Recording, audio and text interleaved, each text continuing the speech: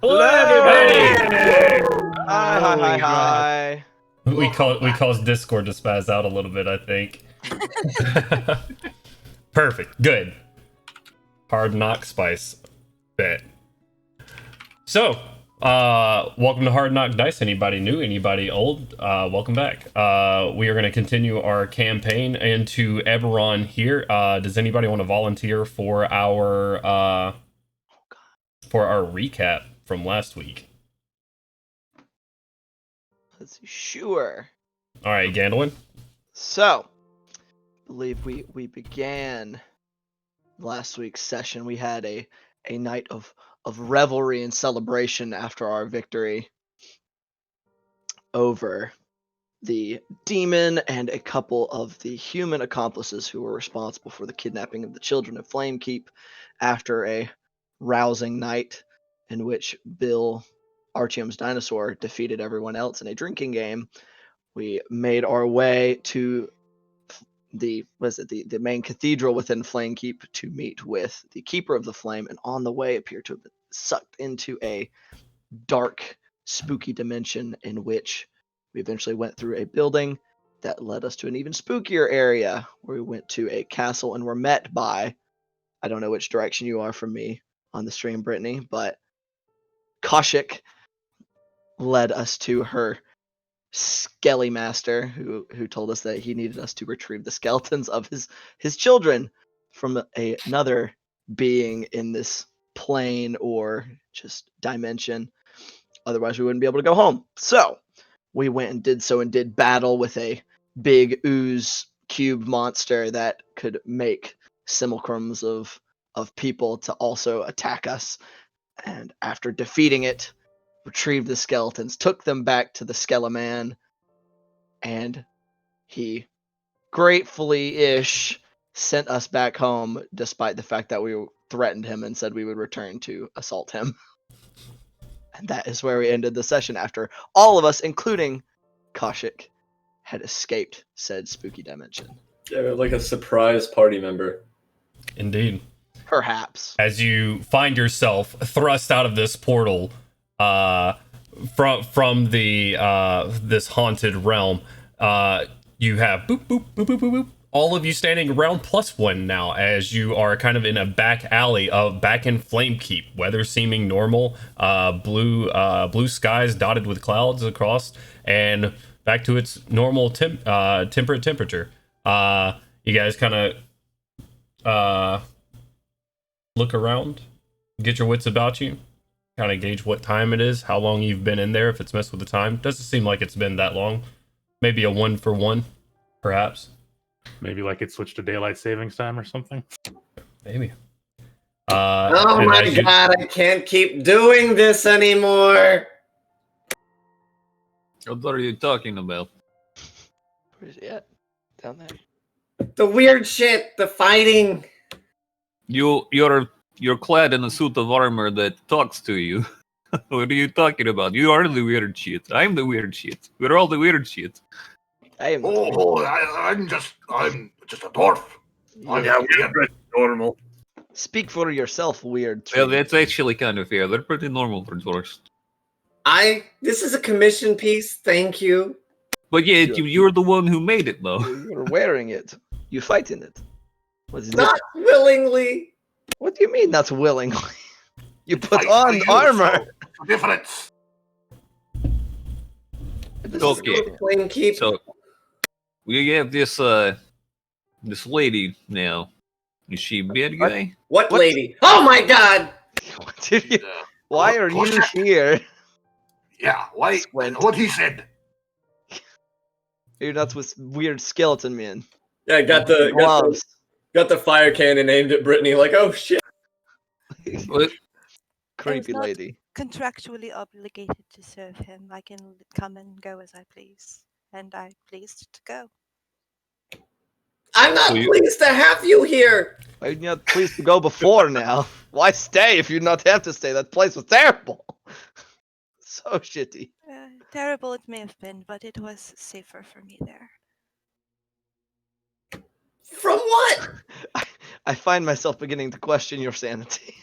The realm seemed pretty dangerous. What would you say is more dangerous for you to want to be in a place like that? That's an intelligent question. Very Can good. I roll what is it called? Perception check to see if there's anybody else around us? Yeah, Or go ahead. just- Shit. Yeah, go and roll it. I love my dice. I'll be right back. First roll of the night. Let's go. Cody says, "I'm ready to play D&D, except for that thing I need." The dice. Dumbass. You fool. Oh no, my dice are gone. Who stole my dice? They're there. Wow. Dice fairies. Calm down. Calm down. They're here. They're right here. Did some last minute shuffling and cleaning. Yeah, Rosa's made it not have them. Yes, it's the left. 22. Ooh. You glance around. It's pretty empty in this back alley right now. You do see a few people, guard types, walk right by the entrance to this. They don't even see you. They're just kind of talking and going about their day, and then keep walking down the road. Oh. Oh my. Sick. Okay, so I guess I am willing to discuss what's going on. Okay. Hold on.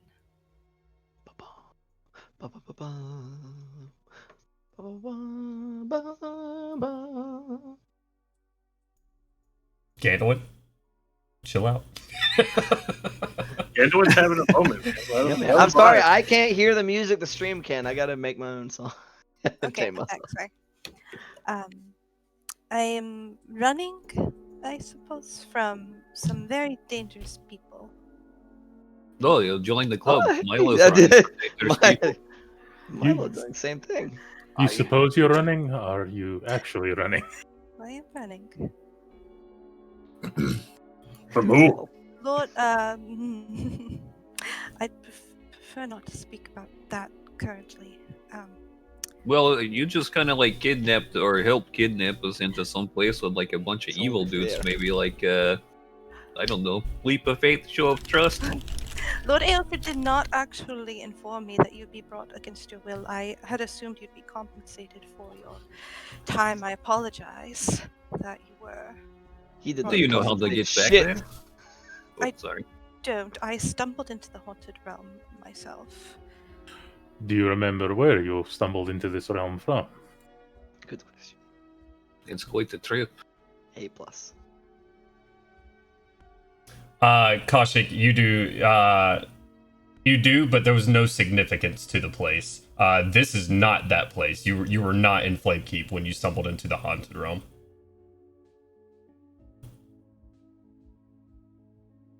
Will. Okay. Do I need to say that to them? Yes. Do I need to say Otherwise, they don't they don't know that. Or you can just say, "I relay that to them." I relay that to them. Okay. That's So- crazy. Where are you from? Yes.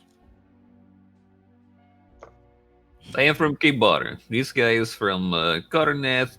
No one knows where Yeah, Crowley's man. from. The two doors are from the Yeah. Maror Holds, and you mentioned that he's from Roll Carnage. My eyebrows calls. kind of shoot up, and I get kind of nervous.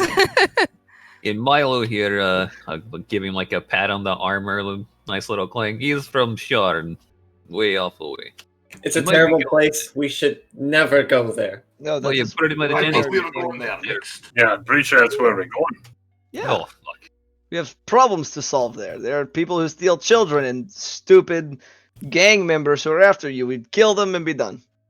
Yeah, Easy Milo's peasy. already Two from- birds, one stone. Done. Yes, Lord Aelfred did tell me the kind of people you were looking for, and when I was young, I was on the wrong side of those kind of people, and I would like to help, if possible, find these people. Oh, poor baby.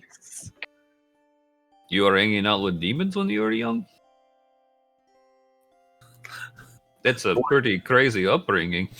I think she means child traffickers. Yeah, demons specifically Oh. now. What about This child is a- trafficking demons? He's involving demons. I This do is not- pretty. Kaushik, you've never known it to be anything fiendish or demonic in nature. So that Demons I was not aware. Child trafficking is what I was aware of. Now I'm starting to rethink. No, it's okay. We killed the demons. It's We, fine. demon, Or at least the boom! one. He exploded. Yeah, he exploded. It was pretty crazy. He got punched by a ghost, and then boom. Aye, he wasn't a threat at all. Very, very. Are you sure about that one, Goran? Hey, he crushed you like can. I recall your in is Squish! I'm fine, I'm fine. Shut up, Milgram. Don't you tell me what to do. It does bring me comfort to know that joining in, if you will have me, I will have protection. Don't we still need to go to Flamekeep? Yes, but we have a more immediate What problem, are you talking Milo. about? There's spooky lady. Look, she helped us. Priorities. We'll tell her to fuck off if you don't want her with us. Or I let her don't know. go. She shot spooky, bright, dark energy and hurt things. So that could be useful. Right, she helped us fight the human. Yes, it was all dark, right. but it shined. It's To be It's- fair, Koshik, I find you perfectly normal. Thank you. Maybe, of course you would maybe find her we should normal, you all... creepy fucker. Well, what's that supposed to mean? Oh, wait. Okay, I've got an idea.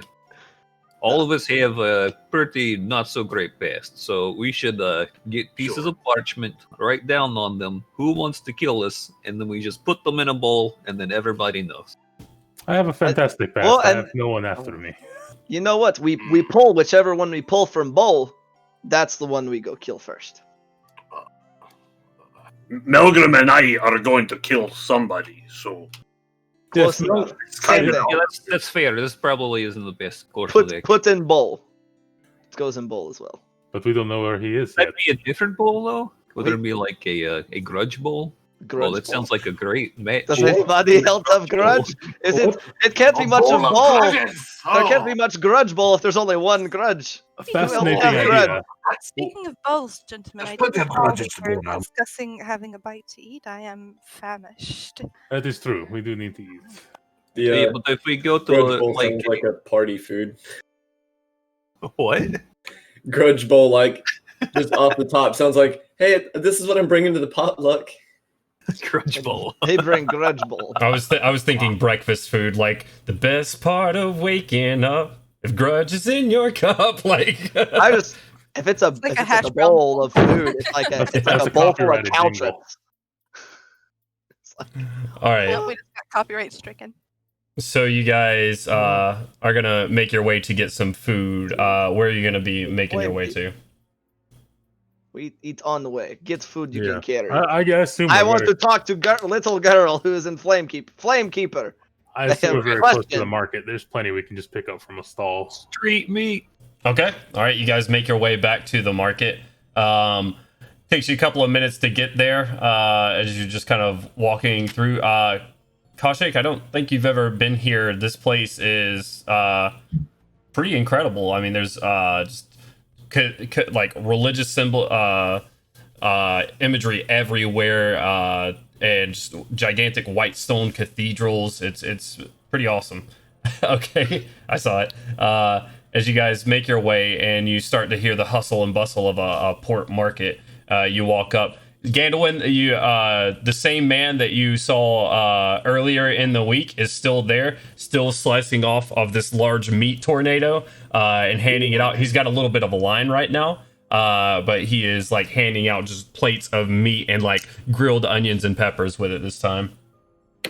Quick interjection. Are we still covered in like sweat and blood and the grime of combat and crap? Yes. Sure. Oh no. It'd be like that. Crowley's like, as he's moving for station very slowly, Okay. cleaning himself up. Just give yourself a car wash. Yep. How big is this hunk of meat? The hunk of meat itself, it's getting smaller as he's working on it, but it's probably about a foot in diameter, and probably, I don't know, 1.5 to 2 feet tall. So he's working on a brick of meat. Yeah, he's working on a large-sized, slowly spinning meat tornado, and he's just slicing it off the sides. Is this the like best place to get food from in the area that we see? Make a perception check. Sure. But you'd like best 24. food. All right, what are you looking for, other than just good food? Just whatever's just there. Okay. Something that maybe doesn't have a line All right. Or- is the best. This guy is the only one with a line right now, so he seems like he'd be the best. You have a couple of other places, but that they don't really have ready to go type foods. In the market, you see like salted meats and fish and stuff like that hung up. Yeah. I'm gonna presume that I'm one of the less sweaty and bloody people because I didn't really get hit by anything. Am I correct in assuming that? You're still kind of sweaty from the battle, but yeah, you're not bloodied at all. Is Probably there anyone smell. else in the party that is Crowley? Anyone else that is less sweaty and bloody than the rest? Technically not bloody. Took psychic damage. You probably smell like dead people by now. How many people are in the line? A couple of us could just 3 or 4, and he's volunteer making his way through them pretty quickly. Oh, okay. to grab the food for everyone. If I'm they don't already wanna in be- line, walking like meat man. Go stand in line. I will be polite. I did grow up in city. I am civilized individual. How many people are in front of us, Dungeon Master? 3 now. The 4th one has just walked off. 3 people are in line. I inspire him to cut faster. Okay. Good lord. Kaushik, you were saying something. You were trying to look around and see if anybody was hurt from the fight. Oh, just because I was gonna say maybe the less disgusting of us could volunteer to go grab the food for the others, so that they wouldn't be as publicly visible and questioned as to why they're covered in blood. These guys, it's not hard to notice. These guys are. Yeah, you need to turn your camera back on. It's not hard to notice. These guys are kind of walking around, not worried about how people are looking at them or about any sort of guard or how they look or anything. Gandelwyn, even though he's sweaty and still has some red gelatin kind of hanging off of his garments, just kind of like happily strolls up to the line and just sits behind somebody as a couple of sailors, like rough-to-do types, just kind of look at him and give him a quick glance and just kind of go about their business as Gandelwyn waves to the meat man. Yellow meat man. Okay. He gives you a wave back and then kind of cracks his neck as he feels the inspiration come over him, and he hits his knife on the countertop in front of him, and it flips back into his hand, and he starts slicing a little bit faster. Very impressive. I'm resisting the urge to just tap all the people in the line on the shoulder and just flick a gold out into the street, just to get by them faster. He's making his oh god, yeah, we have two. We can't call him the meat man. You guys start making your way through the line, and it's easy enough. He cuts you guys all some meat and vegetables, good to go, and it's really good food, just as good if not better as before. Gandelwyn. Hell yes. He Thank serves you on so these much. like little bamboo platters. Oh, it's my pleasure now. And he kind of Thank looks behind you to see if see how long the line goes. You guys are kind of the last ones in line before he's gonna take a break from here. Very good. Yes. I'll Let me take tip the him. meat. Can I tip him? Yeah, absolutely. Okay, I'm gonna tip him. I don't know I'll how. take. I don't know what the currency, but I'm gonna give him 2 Money. gold. Oh shit. Shit. I guess You just put paid 2 for gold in his everyone hand, to and he go. says, "All right, we're closing shop after these. All right, come on." And he just keeps cutting, and he's like, I guess that's a lot. Okay. he pockets it and takes it down, puts it in like this little what looks like a box on wheels, and starts wheeling it away. As he starts wheeling it away, I'm just gonna grab all the meat in my hand and throw the bamboo plate back on his little Okay, wagon. all right. Very good. Okay, now to Cathedral, yes. Speak to Flamekeeper. Sure. Yeah. Onward. Questions? Oh, no. I'm tearing Very it good. up because this is the first And real food I've had in a month. I'm side-eyeing the shit out of Kaushik because I'm like, this bitch must be loaded. Just tossed 2 gold as a tip. Gandelwyn started walking towards the cathedral. He was like, all right, man on a Okay. mission. Food acquired. Time to go. Okay, you guys make your way down, and start walking towards the cathedral. You get to the first gates. The 2 guards are just kind of sitting there, pole arms on either side of them. And they just kind of look at you when you come up. Hello. You have business in the district? To speak to Flamekeeper. You don't recognize these 2 guards, and they don't seem to recognize you. See, You point have, back. We do job for Flamekeeper, and we do job, so now we come speak to Flamekeeper again. roll a Smile and persuasion nod. check for me, Gandelwyn. Hell yes. I am terrible at this. That's a 12. It's actually Okay. better than I thought. It's not bad. Wait here. And he just kind of nods into the gate, and as the soldier goes in and talks to some people, and you see coming back with him Lucas, actually. Gentlemen. Lucas, hello. Hello. Ah, Lucas! Lucas! How are you? How are you, brother? You feeling better? You were a bit rough. I am still sore, and I have not replaced my tabard yet, as you see the singed edges of his tabard. But I am alive, and I believe I have you 7 to thank. Hello, I am Lucas. You guys picked up another one? Kind Yeah, of. she is now. against traffickers as well. Why not? Well, I suppose as any normal person would be. All right, well, She has fancy magic, useful. Lucas, it's a pleasure. I'm Koshik. It's nice to meet you. You must keep tabard to the sign of glorious victory. The keeper Yes. is in fact awake and is ready. Fantastic. So let's make our way, gentlemen, if you don't mind. Remember their faces next time, yeah? And he kind of beckons you guys in as he talks to the Yikes. on the other side. There we go. I don't know. Okay. He beckons you guys in, and this is just the first of the walled districts. You guys make your way a few moments later. And you start to see the rise of the Cathedral of the Silver Flame in your distance. In the distance, is just getting larger and larger in your view. You guys get to the white marble circle that kind of surrounds this place in this square that sort of surrounds the cathedral. Walking up the stairs, Silver Flame and everything.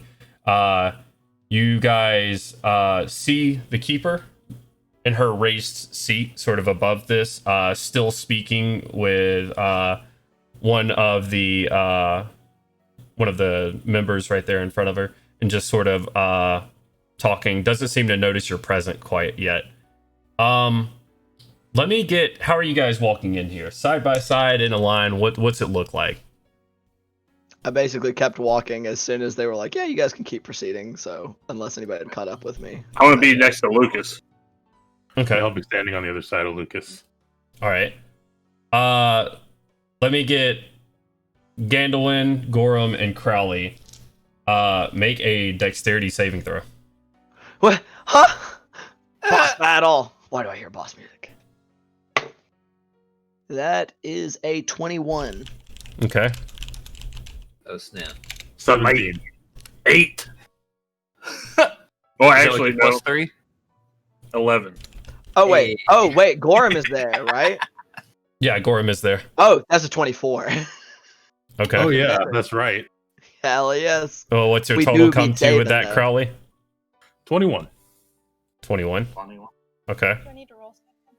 Nope. There you Just the ones in the front. As you guys sort of, I'm sorry, I'm having some issues on my other screen here that's causing me to slow up.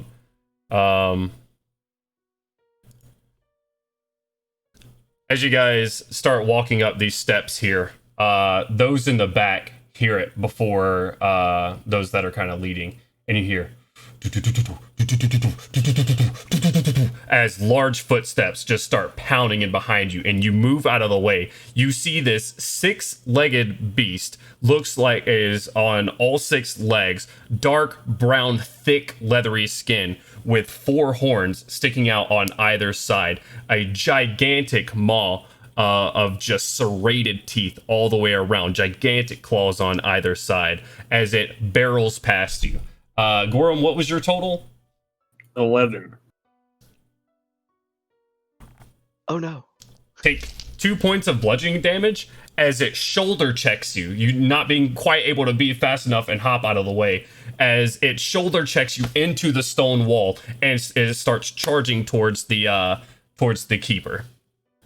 The hell? Do we have any type of action we can take against it as it's going by? What are you gonna try to do? Grab that bitch. Okay. You reach your hand out. Go ahead and roll an initiative check for me. Okay. Oh, that's a mighty 8. Okay. You reach out and try to grab it. Lucas, before you like try to go out and reach it, Lucas grabs your hand and just and stops you as it keeps charging in towards the keeper, and she turns her head looking at this creature that's pouncing towards her and gets up and runs towards it. And you see Kaushik, not knowing what the keeper is, it is a 14-year-old girl with some long blonde silver hair wearing simple white robes, gets up, and this creature all but tackles her to the ground and pins her down. You guys look for a second, but it is sitting there licking her face as she giggles and is like giving it scritches on the side of the mouth. That's cute. What the hell? Lucas says, That's real cute. Would you? Skaravojin is sort of her protector. Not the smartest or as he helps Gorum up stand up a little bit. Yeah. So sorry about Thanks, that. bud. Not a problem. He's a protector. He's fine. What is the creature? The name of the creature is Skaravojin. If you're talking about what it is, you could roll and it would be an Arcana check to see. Oh god. I'm just trying to like get a visual of it. Okay. You know what? Here. Bring up the stream and you'll be able to see it. And let's see. Oh Lord. Let's zoom out from that.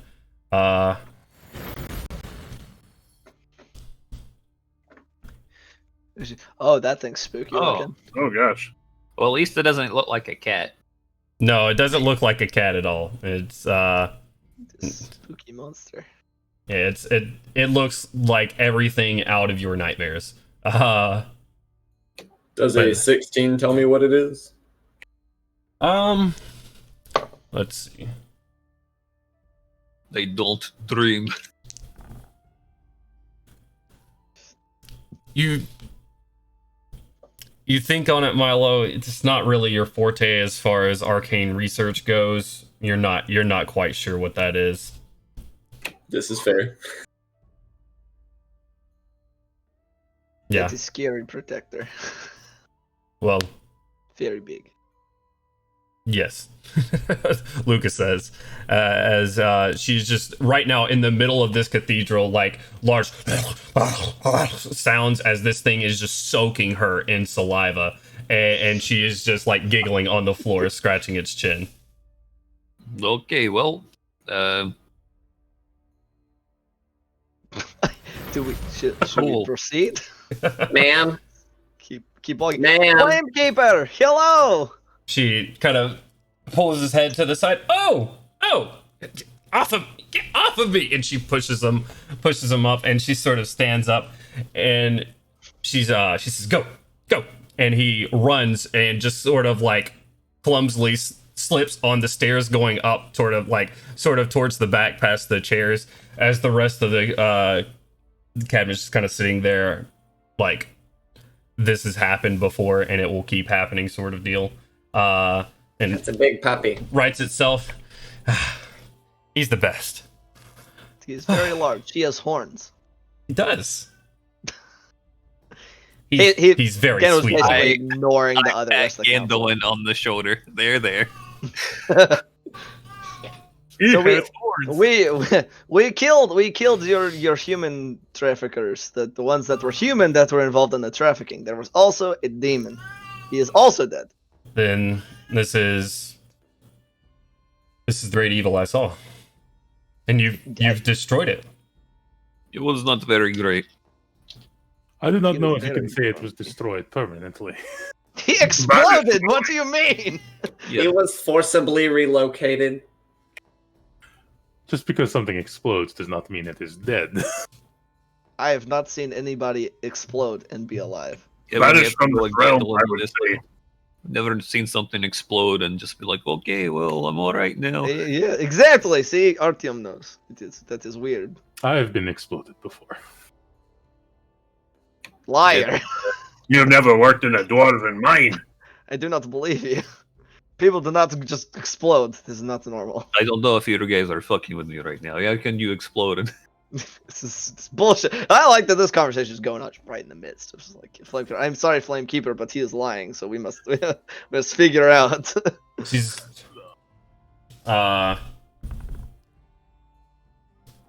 she says, I'm not sure of how you rid of the fiend, but It left. it left in an explosion. Yes. I'm sorry, but I can't tell you what that means. Me So neither. I don't know if that's the end or not. I believe, Regardless. at least, perhaps slowed, stopped for now. To Ragnar, at least, is dead as shit. So Yeah, Ragnar is dead. your shiny friend Very got good. chopped up. You say this, and she's not as intrigued. Her head kind of hangs slowly, and you see her kind of go misty-eyed, and tears start to form up around the edges of them. So be it. I'm sorry, lass, but it was quick. Indeed, Ragnar knew what he was doing, and I he did believe show it. some remorse, at least. did he? He did. That's crazy. You- Bit late for remorse. Like looking over at Gandelwyn, like, What do you What? So, any idea what the demon people are doing in town? Since you can kind of like see things in the future, See future. maybe have like some insight on What what's going on. What I saw is what I told you. They followed you here. You That is weird. you intervened in Reckenmark and they chased you here. However, Well, yeah. It Well- seems to me they were already beginning here, from what I saw, especially with Ragnar and some of the, I speak of the Good shit. fiend himself. the Fiend himself, for sure. Fiend. But they already had roots with the Dockmaster Tidal and Ragnar Dieterli. And also, might I speak to the bravery of your town guard, Lucas? Really, Amen. she kind of looks back and he gives a sort of a low bow, and she says, "Very well." In the midst of combat, he manifested the silver flame and helped fight the creature with us. Yeah, when things got hairy, he was ready to rock. And Crowley's going to bow and turn his head slightly to look at Lucas and nod his head because he did promise to mention him before. In the midst of his Forgot bow, about as that. he kind of still hangs his head low before her, as she's kind of like giving, as you guys are giving him this praise, you kind of turn your head towards him, and you see a slight smile just kind of creep across his face.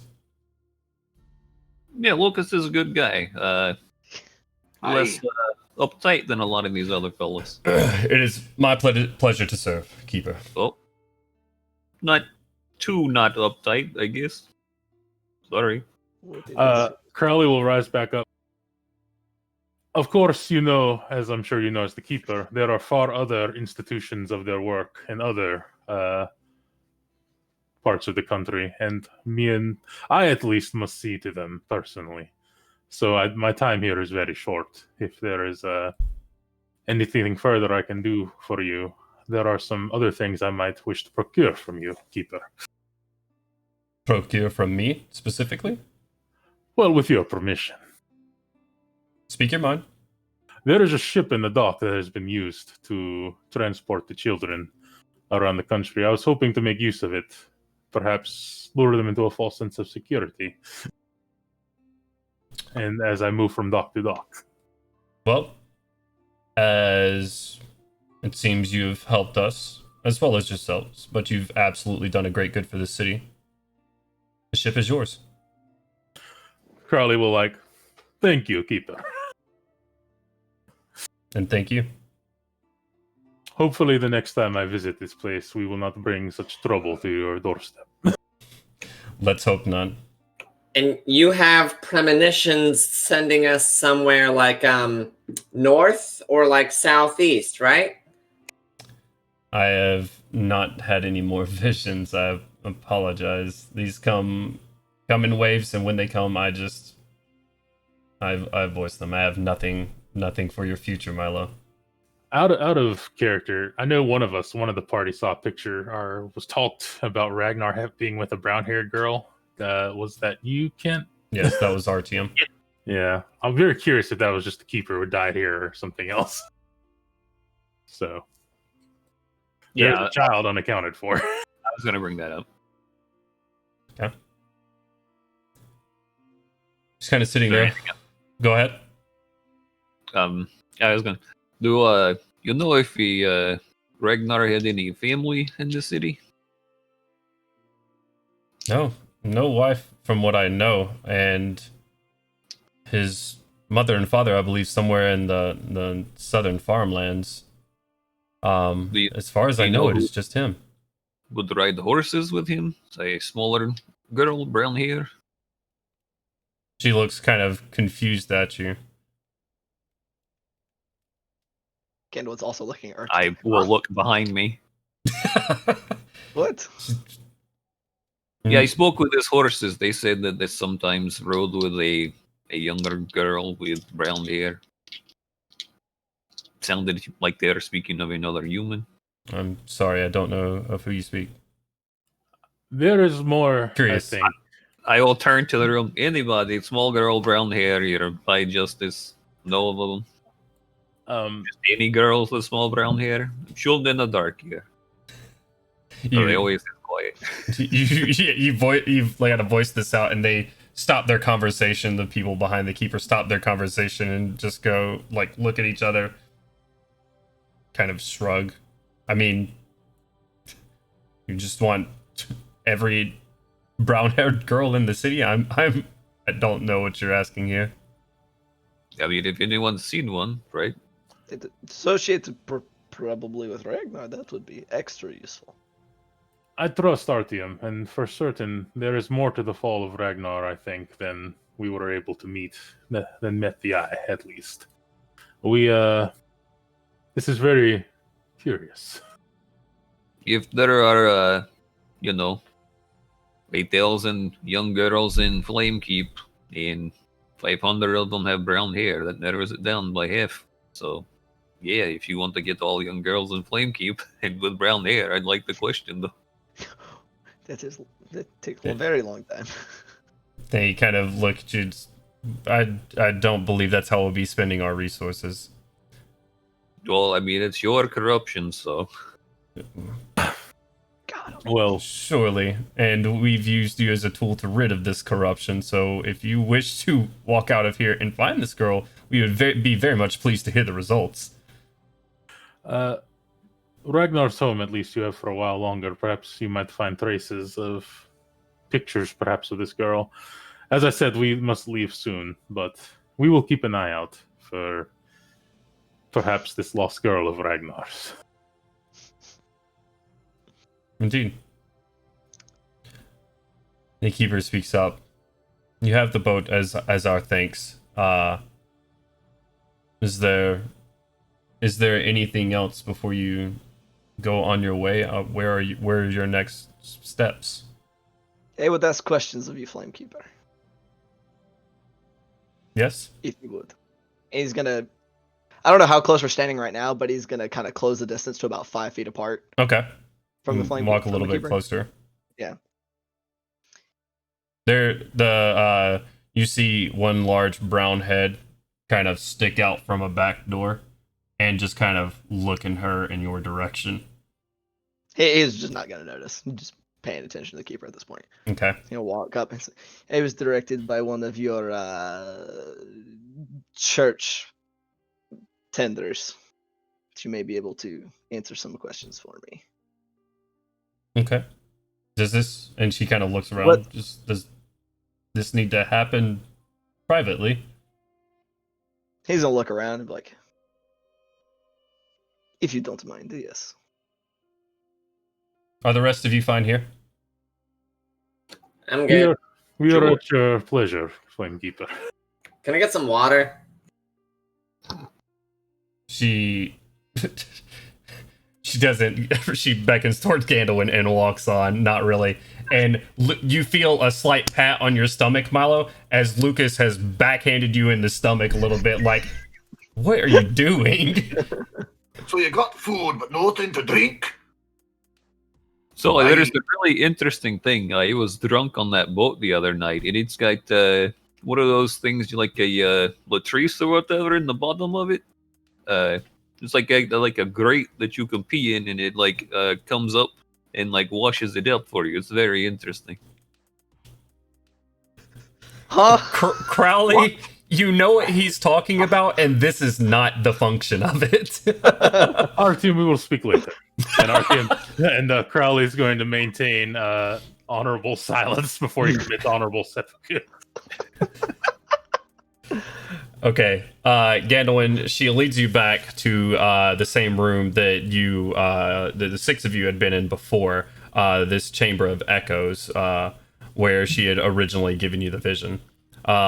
She opens the door and kind of beckons you in, closes it behind, and it's very modern terms, like very like one of those sensory deprivation sort of deals. Just solid blank stone walls, and with this single sort of pool in the middle of it. And she just kind of walks up to the edge of the pool and says, "Yes." Okay. After the doors close and everything, kind of walk up similar distance, not trying to invade personal space, but definitely wants to be close. Okay. And what do you know of resurrecting the dead? It is possible. To what extent? And how? To what extent? Well, that would Yes. depend on. And excuse me for speaking bluntly here, but that would depend on the body itself, the condition, how long the person has passed. There's several factors in it. I do And not wish to animate a corpse. right. But still, to resurrect someone in a poor condition 12 years. Dead 12 years. is quite a long time. Possible. It would drain someone, even of my abilities, here in Flamekeep. And I would only be able to do it here in Flamekeep.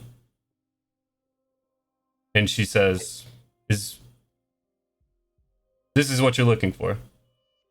Yes. This is your reason. Who? Speak plainly. My parents. She's kind of, her sort of light gray blue eyes sort of piercing you, just trying to get reads on what's kind of going on in your mind. He's just kind of completely kind of stone-faced, just staring her down. Right. Let's see. She says, I have an idea. She traces her finger on the pool again. She says, this pool amplifies my abilities, but for someone as you, it may give you a glimpse into what you need. You could... Here, let's just look, shall we? And she kind of beckons you over to the pool. Follow. Okay. You walk up to the pool and look in it, and you just see your reflection at first. And she says, here. And sort of turns you around your back to the pool. And slowly, she says, and just trust me. And kind of pushes you kind of shoulders back on the edge of the basin. And she scoops up a handful of this water and pours it into Gandelwyn's eyes. Make a wisdom check for me, sir. Or I'm sorry, a wisdom save. Oh. That is a 5. Okay. Your consciousness is sort of shook from your body, a sensation that you haven't felt before. Your body your soul feels as if it is pulled from your body, and you are moving fast. You can't see places, you can't see things. It is sort of just all a blur. But the only sensation you have right now is movement. As you're moving, and then all of a sudden you slowly stop. There's no more moving, and it's darker than it was. And you look around, and you're sort of in the back of you're outside. You hear crickets chirping, sort of a slow sprinkle going on outside, the pitter patter onto the top of this canvas roof of the wagon, where you see two figures sort of nestled up and with a lantern in between them. And you hear a familiar voice to you that you haven't heard in a long time. You say, "Gan, it's time for bed, sweetie." As you see a small child, which you recognize to be yourself, being tucked in the back of this wagon. But before bed, would you like to hear a story? And you hear a small voice, yeah, and sits right back up out of where she just tucked him in from, and sort of sits crisscross, sitting there. "Well, let me tell you the story of the prince and the three witches. One day, a prince was to be married off from his father to inherit his kingdom, to soon become a king and a queen. So, the prince had 3 brides brought to him, all witches. One witch was brought to him, and she was incredibly charming and smart, but she was cunning and deceiving and devious in her actions. The prince says no. The second one, strong but brutal. The prince says, no, I will not have her as my bride. She is too cruel. The third one could see into the future, but she uses this for self-gain. The prince says, no, she is too selfish. And she's kind of hovering over it, getting kind of closer to you. So, the prince, having said no to the 3 witches, chooses love over them and leaves the castle, storms out, leaving them there. And the 3 witches, in the dismay of being rejected, cast a curse on the prince that he would never find true happiness, and when he did, it would be sure to end in blood. And she's kind of making it spookier now, pulling the lantern a little bit closer to her, obviously acting it up for her little kid. And she says, now, the prince lives here, and he knew all along where his heart belonged. But it was not to any noble woman, it's to a common girl, as all these stories go. So, not being able to inherit the kingdom, they ran away. But they could not. And as she's sort of finishing up the story, you see a man kind of round the corner and poke his head, pulling back one of the canvas tarps. And sort of pulls back the tarp and says, Gandelwyn, you are scaring the boy, yeah? Maybe something a little bit less intense for bed. As he lifts himself up. It's time for bed, Gan. Let's go. It's time to sleep. Turn the lantern off. As he kind of pulls himself up and also lays down on a cot. The 3 of you kind of cramped back in here. As you As you all sit and that kind of goes dark, you hear a little voice pipe up. Mother, what happened to them? The man and the woman and the prince. And she says, well, what do you think happened? They lived happily ever after. And it sort of goes from there. As your vision fades to darkness, you feel that sudden rush of movement again. And nothing but movement, no vision, just movement. All of a sudden, you're sitting in the cathedral again, but not in the Chamber of Echoes. You're sitting out sort of in the middle with two, it's blurry around the edges of your vision. And what you do see right in front of you is a woman laying down, the corpse of a woman laying down in front of you. And your vision sort of slowly shifts up to in front of you where you see the Keeper of the Flame herself, her eyes closed, sort of profusely sweating on either side, her hands outstretched over the woman's corpse, and the silver energy go into the woman's body. And you see life come back to all facets of her. Her eyes snap shut, or snap open, and she just... And you look down again, and it is your mother alive. And the brief bit of panic as she looks around and then sees your face, and you see a slight smile as she reaches up to go touch your cheek.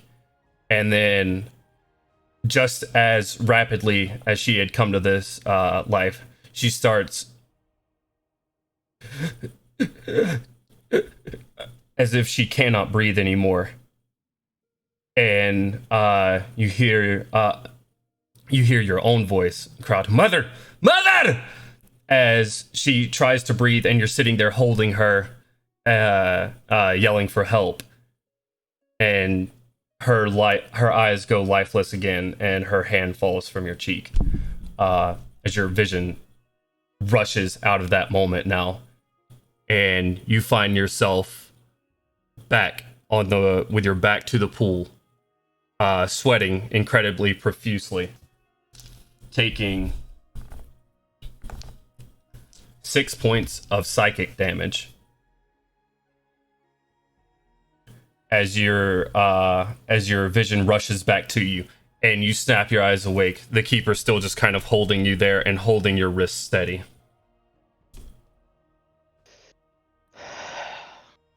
Yeah, kind of take a couple deep, kind of shaky breaths before kind of turning.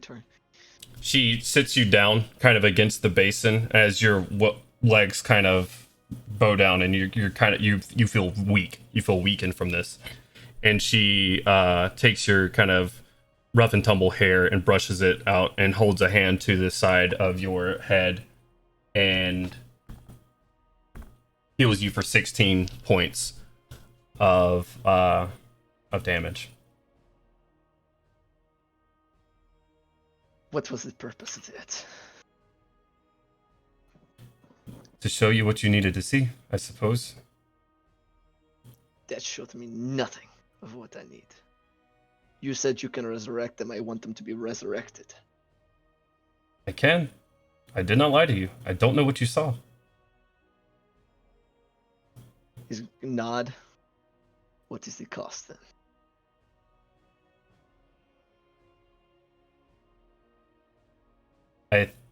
She kind of cocks her head and she says, "Cost is not an issue for what you've done for the city." And she kind of hesitates for a second as you've already been somewhat aggressive, as she's a bit scared, as she kind of backs up and she says, "What did you see?"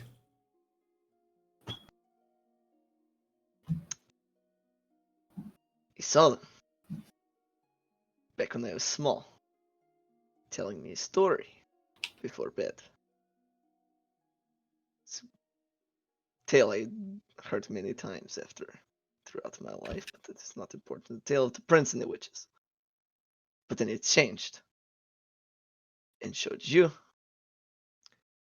bringing my mother back to life, and then she died again. Why?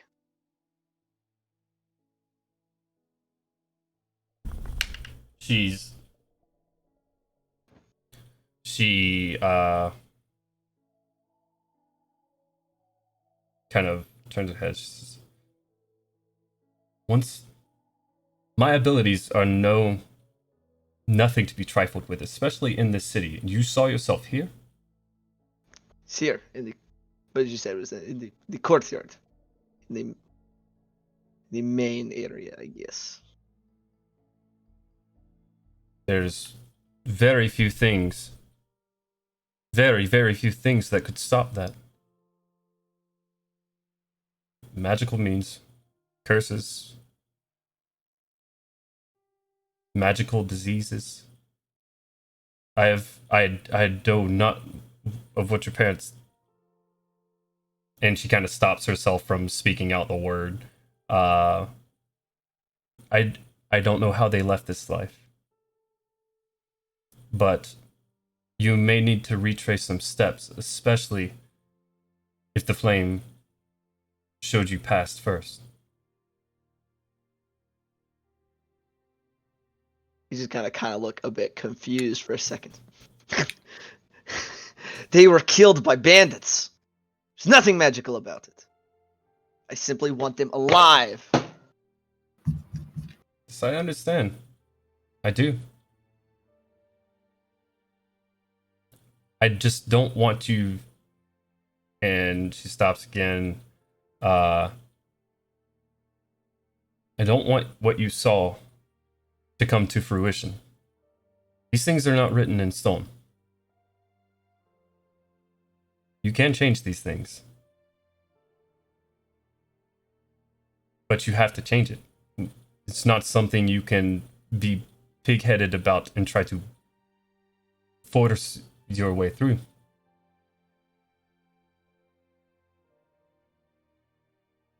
I understand the desire. You are not the first and you will not be the last to come to me for such things.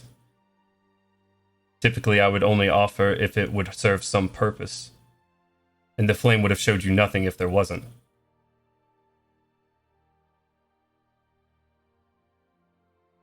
The flame showing you this vision tells me there's a reason.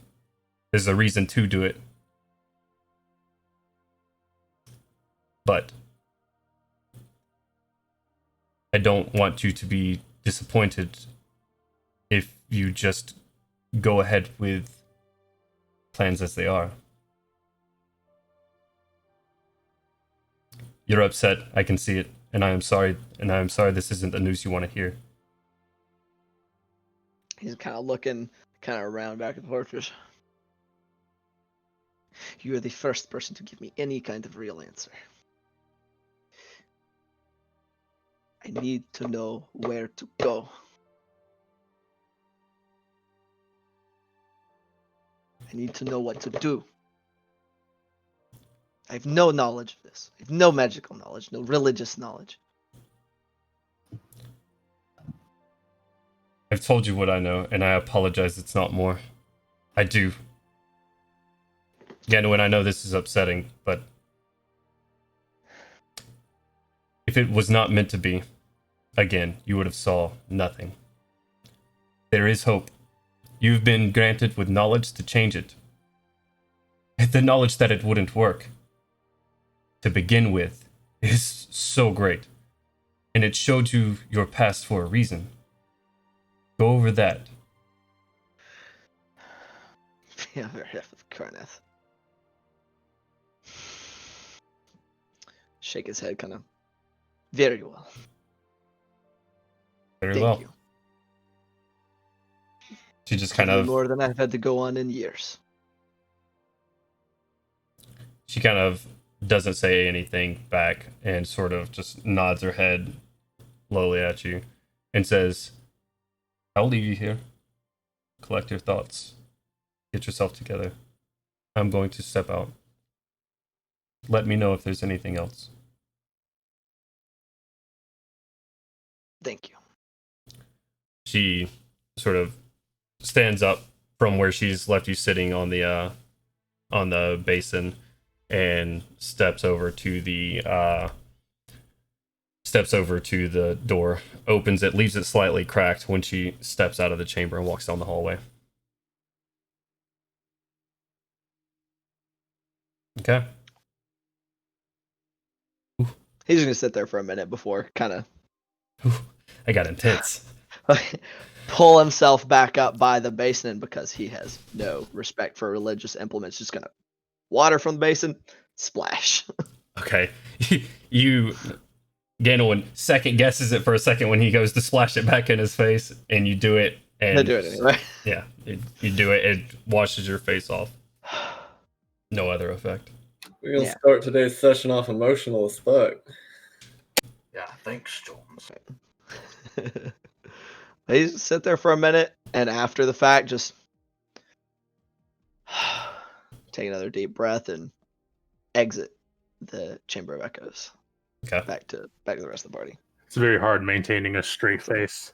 Also, something fell Yeah. when I hit my desk, so give me a second. You get outside, and I'm like, what do you mean? Why does it even have a mast if it works off of water? That isn't. Why would they even? Is it just like a backup? Or I've always known boats to work off of sails unless they fly through the air. As no one responds back to you, I suppose. I don't know anything about boats. I know something. Lucas is seemingly intrigued in the conversation. Is this no sails? A boat with no sails? And it moves off of a... I have to see this. Come on. I've been with you for this long. Show me it. Very well. As Whenever- Gandelwyn sort of face sort of semi-damp as he comes stepping up and around from behind just a few moments before you see the speaker come around and start speaking with the cleric as the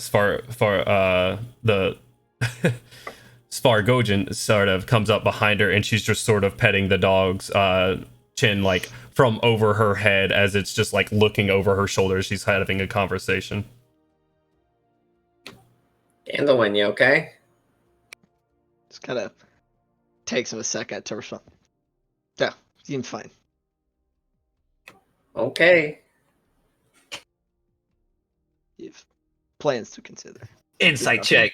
That's a 17. Got a, He is not fine. yeah, I got a 22 on mine, but I'm not gonna. He is definitely not fine. I will throw him the I'm not fine hip flask or a bottle of moonshine. It's kind Yep. it's kind of Lucas kind of raises his hand quickly, kind of looking back over at the members. He's like, maybe not in the cathedral. Let's maybe take our leave. Yes. Let's stop. It's your chapel. Pop. It's medicine. It's okay. It's probably best you listen to Lucas. Please Take it yeah, off. Fair enough. Well, Somebody better Yes, make a persuasion check, Hey. otherwise this is gonna happen. oh no. Lucas is going to sort of throw an arm around you and start guiding you out of the church. That'll be his persuasion check of a 15.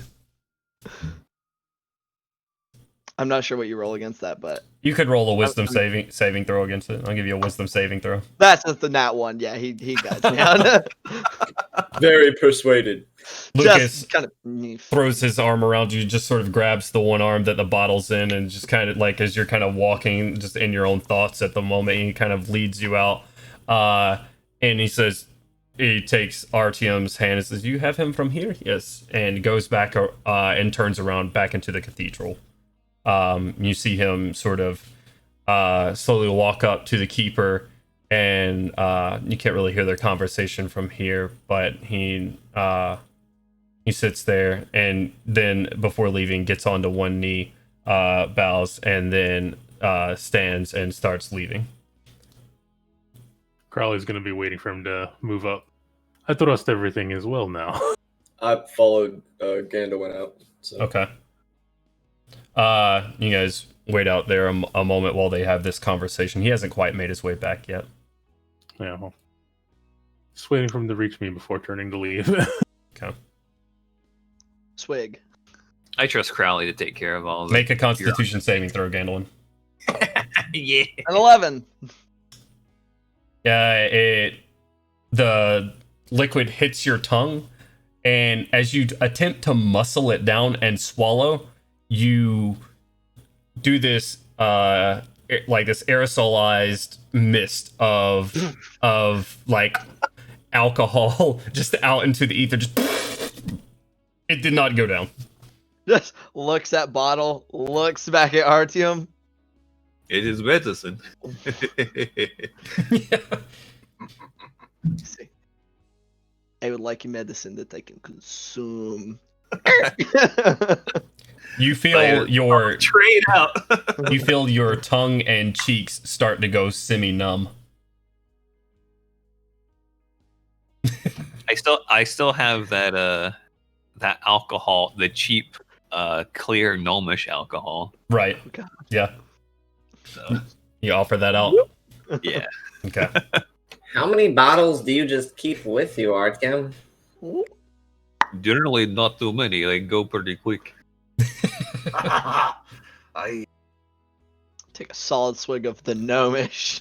You know, hanging out with a bunch of throwers, we usually have some place to drink at night, so they actually stay around quite a long time. It's What, kitty? kind of refreshing to have this much alcohol readily available. I'm like doing a very awkward like gauntlet shoulder pat to Gandelwyn because Milo is not accustomed to being a comforting person. So he's like, There. Yeah. Just pushes like a gauntlet off. Like, what the hell is? What are you doing? Just like, what the fuck is wrong with you? It's one mental gauntlet on shoulder. It hurts. What is wrong with you? So this liquid Artyom is passed off to you. It's consumable without a check. Fantastic. It does not taste well. It tastes like it was perhaps distilled in a piss pot. It's pretty gross. Yeah, he's gonna take one good solid swig of that and just kind of. It will do for now. And Pass it back off. Indeed, it will.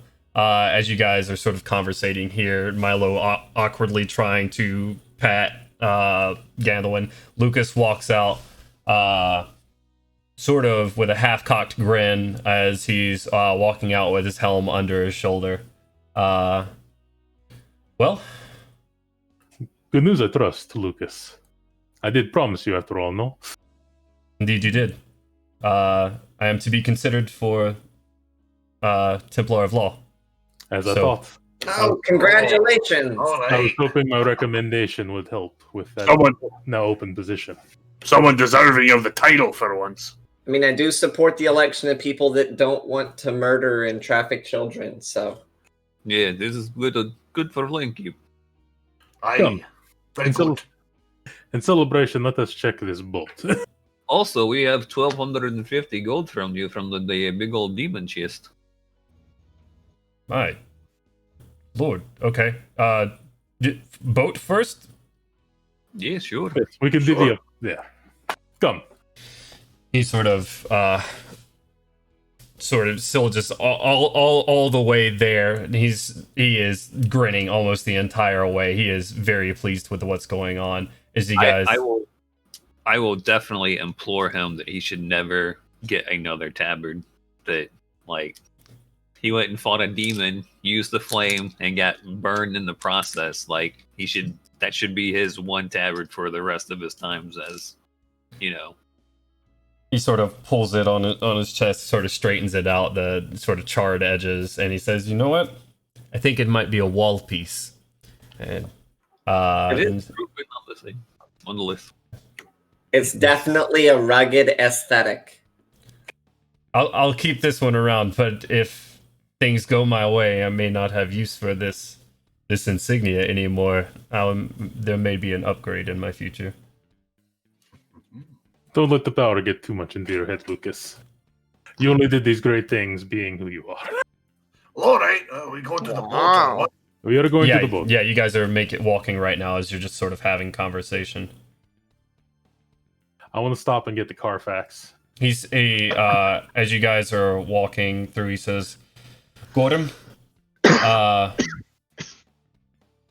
know. Listen."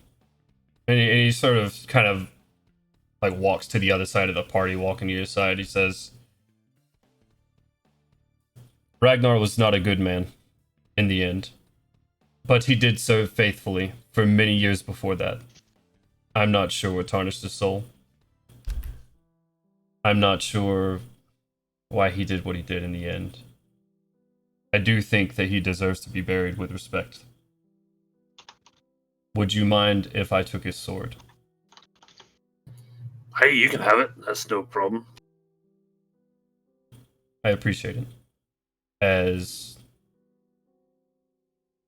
unfortunate as his demise was, he is still a dear friend to many.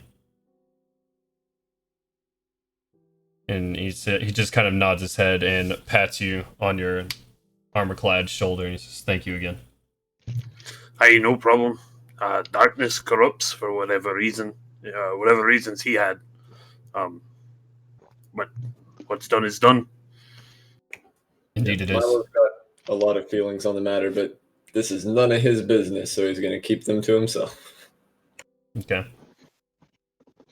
I mean, he's not trying to keep this conversation hushed from the group or anything like that. He's having this conversation with Gorham, just sort of one-on-one as you guys make your way down the street here. You guys, go ahead, Crowley. I was going to say, when Gorham says this, Crowley will pipe up saying, "Even good intentions can be corrupted in the end. Remember him as he was, then. It is for the best." Yes, we intend to do so. There are zealots among the flame. But the wise man keeps an eye. Remembers from his predecessors. I keep his mistakes in mind and don't walk the same path, and you'll do great. You know me, and he kind of gives you a fist bump to the shoulder. Nothing can put me on my ass except for a giant demon fireball, as he kind of makes his way through. You guys make your way back through to the docks, through the market, and the boat is still there, being guarded. 2 guards. As Lucas kind of comes up, he says, "The boat is there. Order of the Flame. Order of the Keeper. My apologies." And you two go back. It's about time for the end of your shift anyways. Yeah, you've been here all night. And they kind of say, and they sends them on their way. And you see one guard that was there previously, RTM, kind of side-eye you as you're walking by, sort of shakes his head and keeps walking. It was my boat the whole time. Give him the finger guns. You didn't have to threaten to kill me, asshole. And he just keeps walking, he says, as he's behind him. He has no sense of humor. Just envisioning like the D&D version of that meme with the cat sitting at the table with a newspaper. I think I'll buy a boat. Yeah.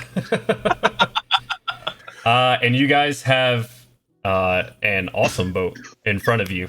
A sleek, dark, charcoal-colored ship. Koshik is what you see. This is your first time seeing this, and apparently a gift to them for some great deeds they've done for this. Somewhat comforting if this is...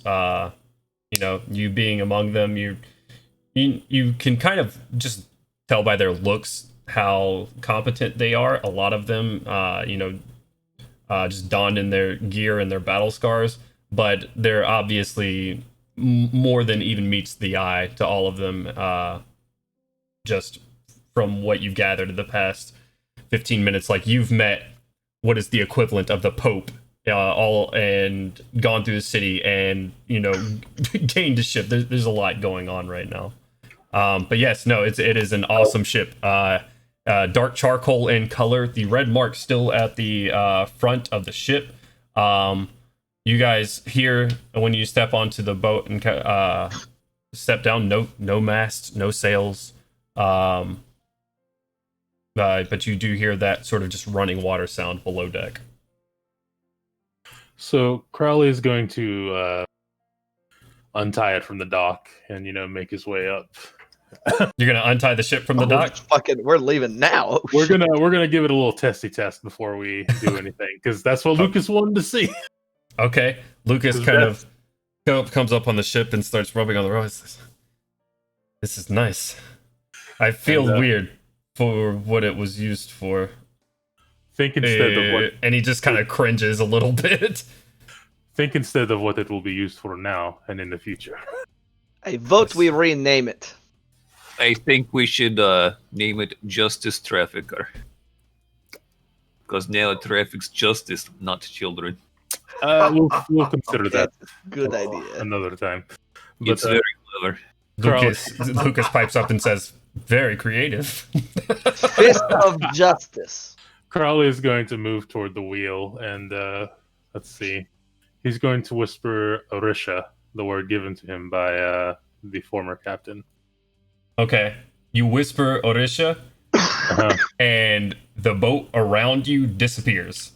You sort of whisper it right there at the helm, and the boat around you vanishes. You can still see yourselves, and you see this slight shimmer of the floor around you, seeing through down to the below deck and everything now, and the slowly rippling water coming out of the back of the ship. Yeah. Excellent. And he'll whisper the word again. You say What does it look like to those of us that are still on the docks? We're on the boat. Are you still on the dock? You never went on the boat? Okay. You just sat there and you make a perception check for me. 13. It is the boat disappears in front of you with all of your party members. You just hear, We got rid of the weakest. No, I'm kidding. God damn. Damn, Rough. son. We would. When we pop back in, I'll call over to Milo. We just went ashore and then we're back now. Oh, thank God.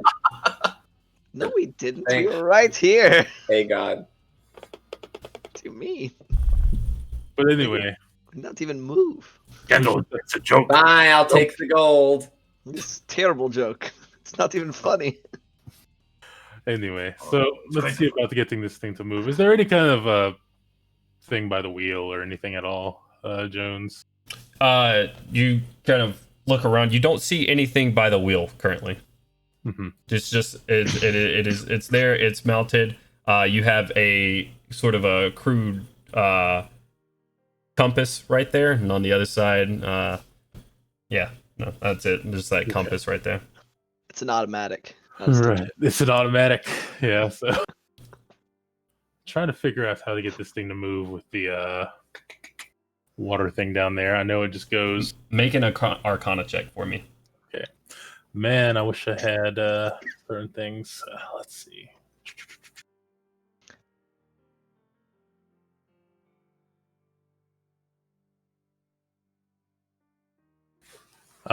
As Crowley's doing this, he's going to call out to Milo, actually. Milo, come up here.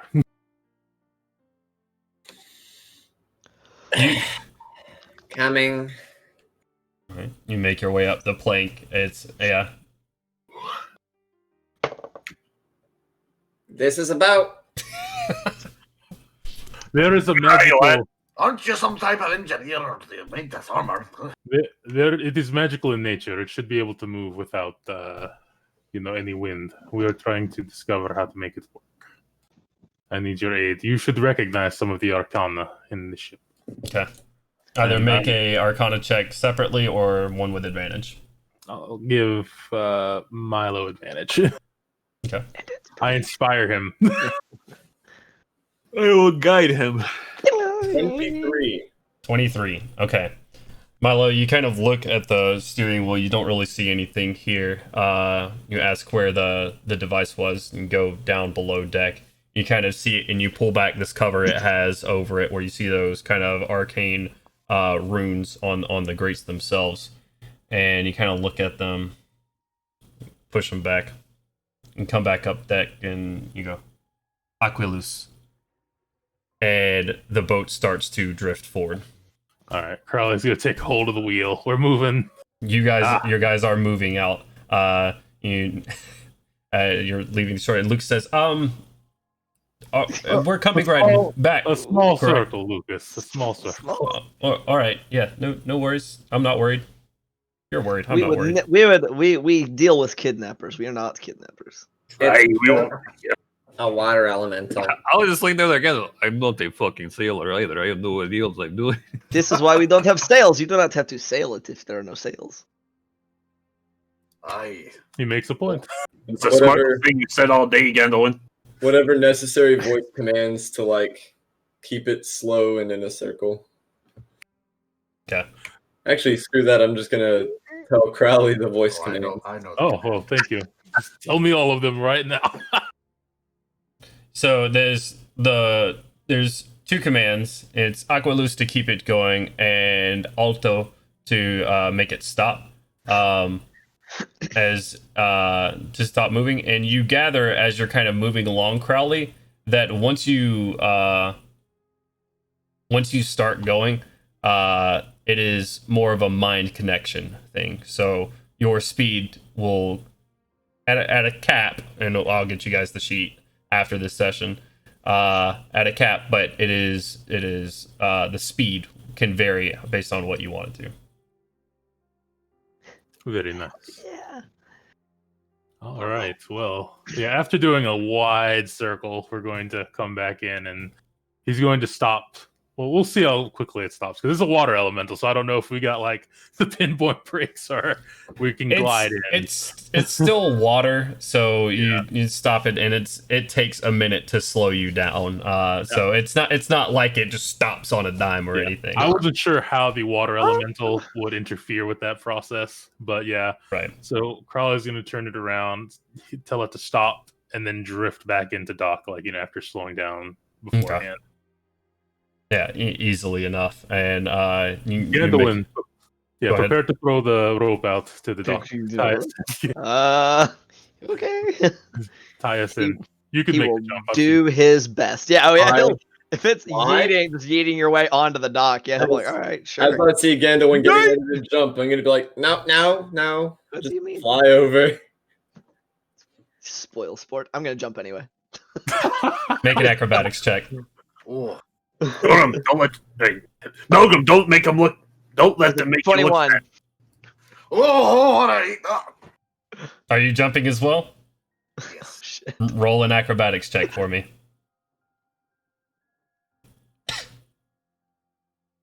Mine was a 21. I don't know about the dwarf. Unless I have advantage. You do not have advantage. Would that be +3? It's plus your That's deck. not a save. Yeah, it's not a save. You don't get the +3 from Gore.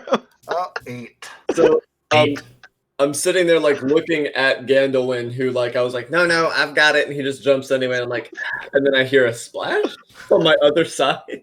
Well, Crowley's going to go down to the captain's cabin and loot over, see if there's any maps or anything there. Okay. Of significance. you make your way downstairs. Gandelwyn, it's easy enough. As Milo tries to hold you back, you sort of slap his hand out of the way, and you make your leap over. Milo, you make your way over, just kind of hovering over there as you're face palming, and then you hear, "Oh no, you don't!" Huh! Boonk! As you hear a large, solid thud into the water behind you, and then bursting from the water below, you see a soaking wet red beard, helmet sort of cocked off to the side, as you sputter, and Melgrim. Oh, wow. Larger gun than I thought it was, I guess. Watching. I am going to jump into the water and be like, yeah, it's a good time for a dip. Yep.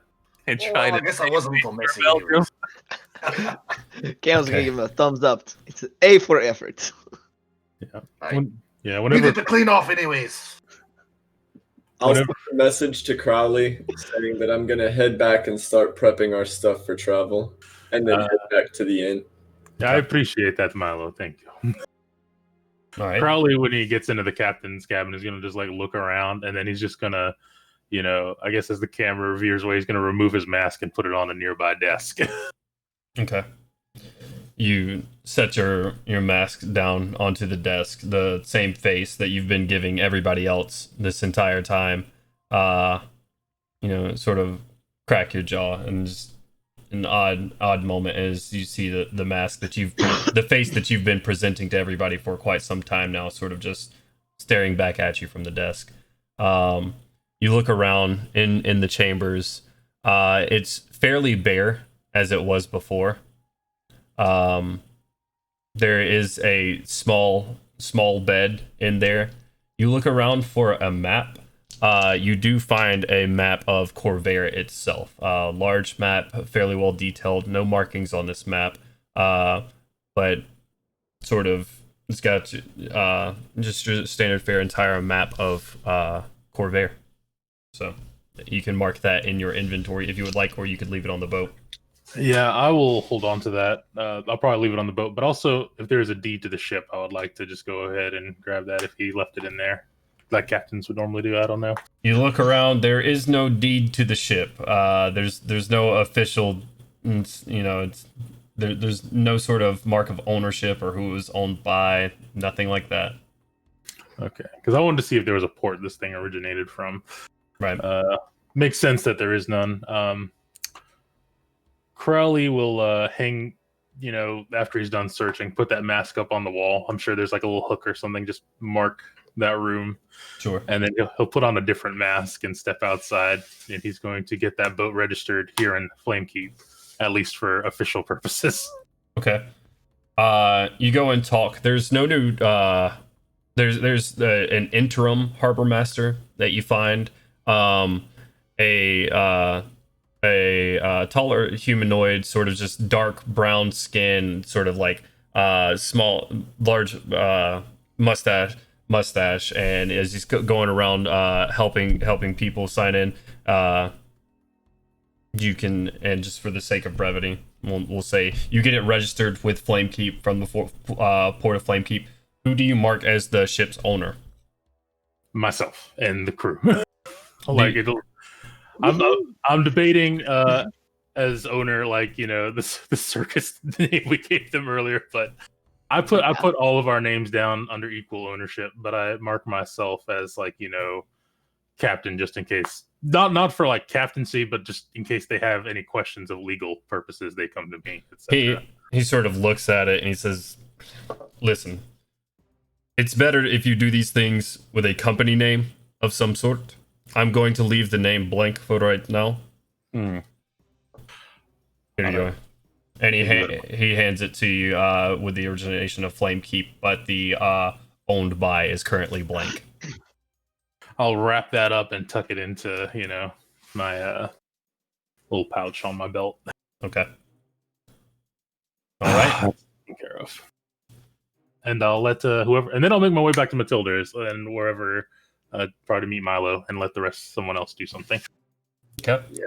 I'll have been pre-packing bags and assembling stuff, making sure things were squared away with Matilda if we had any outstanding costs, etc., etc. Okay. Did Lucas walk back with us? Tidy and official as I am.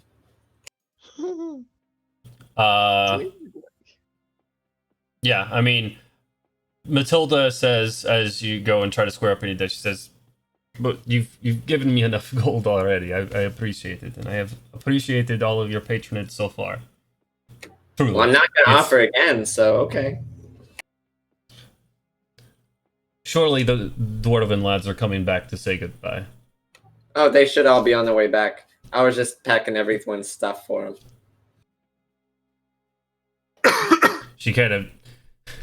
She's no sense of hospitality or kindness. Jesus. And she walks away sort of just grumbling. Says a couple of things in Dwarvish. Get wrecked. It's probably a little bit past lunch at this point. As you guys are, it's probably 3 or 4 by now. She's got a couple of customers in there she's serving. As you guys, is anybody wanting to do anything else with the boat? It is secured there at the moment. Crowley has come and with the deed. No? I'm good. Okay. Does anyone in the party know anything particularly about elementals and how they function? No. All right. They're I will elements. spend some time. No clue if this elemental can understand me or hear me or not, but I will apologize for peeing all over. Oh no. I will roll a persuasion check. Oh, it's 17 plus 1. Hell yeah! You were very sorry. You spend the time speaking your piece to this sort of constantly churning body of water. It does the same thing. No change in pace, motion, or resembling that it can understand you or anything. After a few awkward silences of going, oh, all right, I will pat its burbling spark and then sort of like, oh no, I don't want to take any of it with me. Or you stick your hand in there? You try to like pat at it like, okay, good dog. Make a dexterity saving throw. Oh shit. That's a 10. Okay.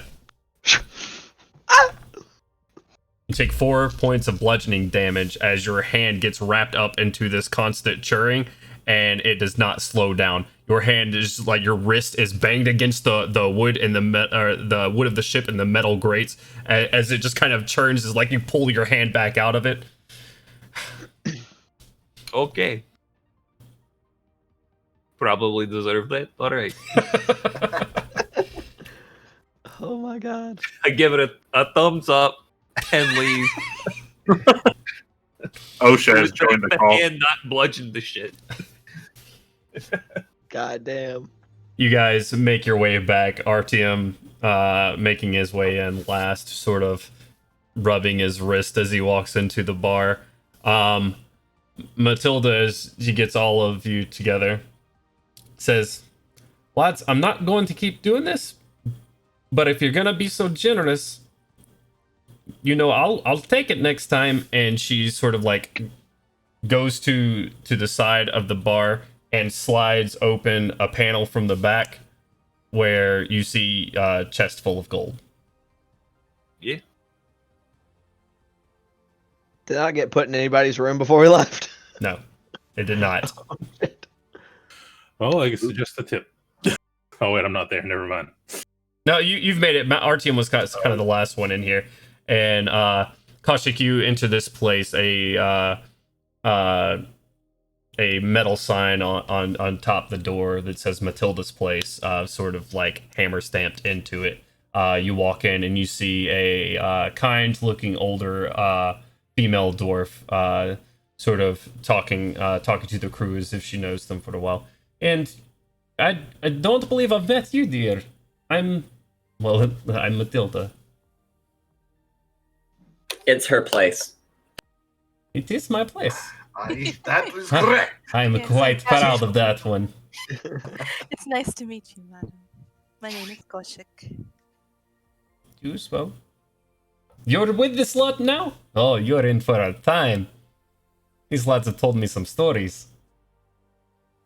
Crowley's going to kind of lean over toward Gorham.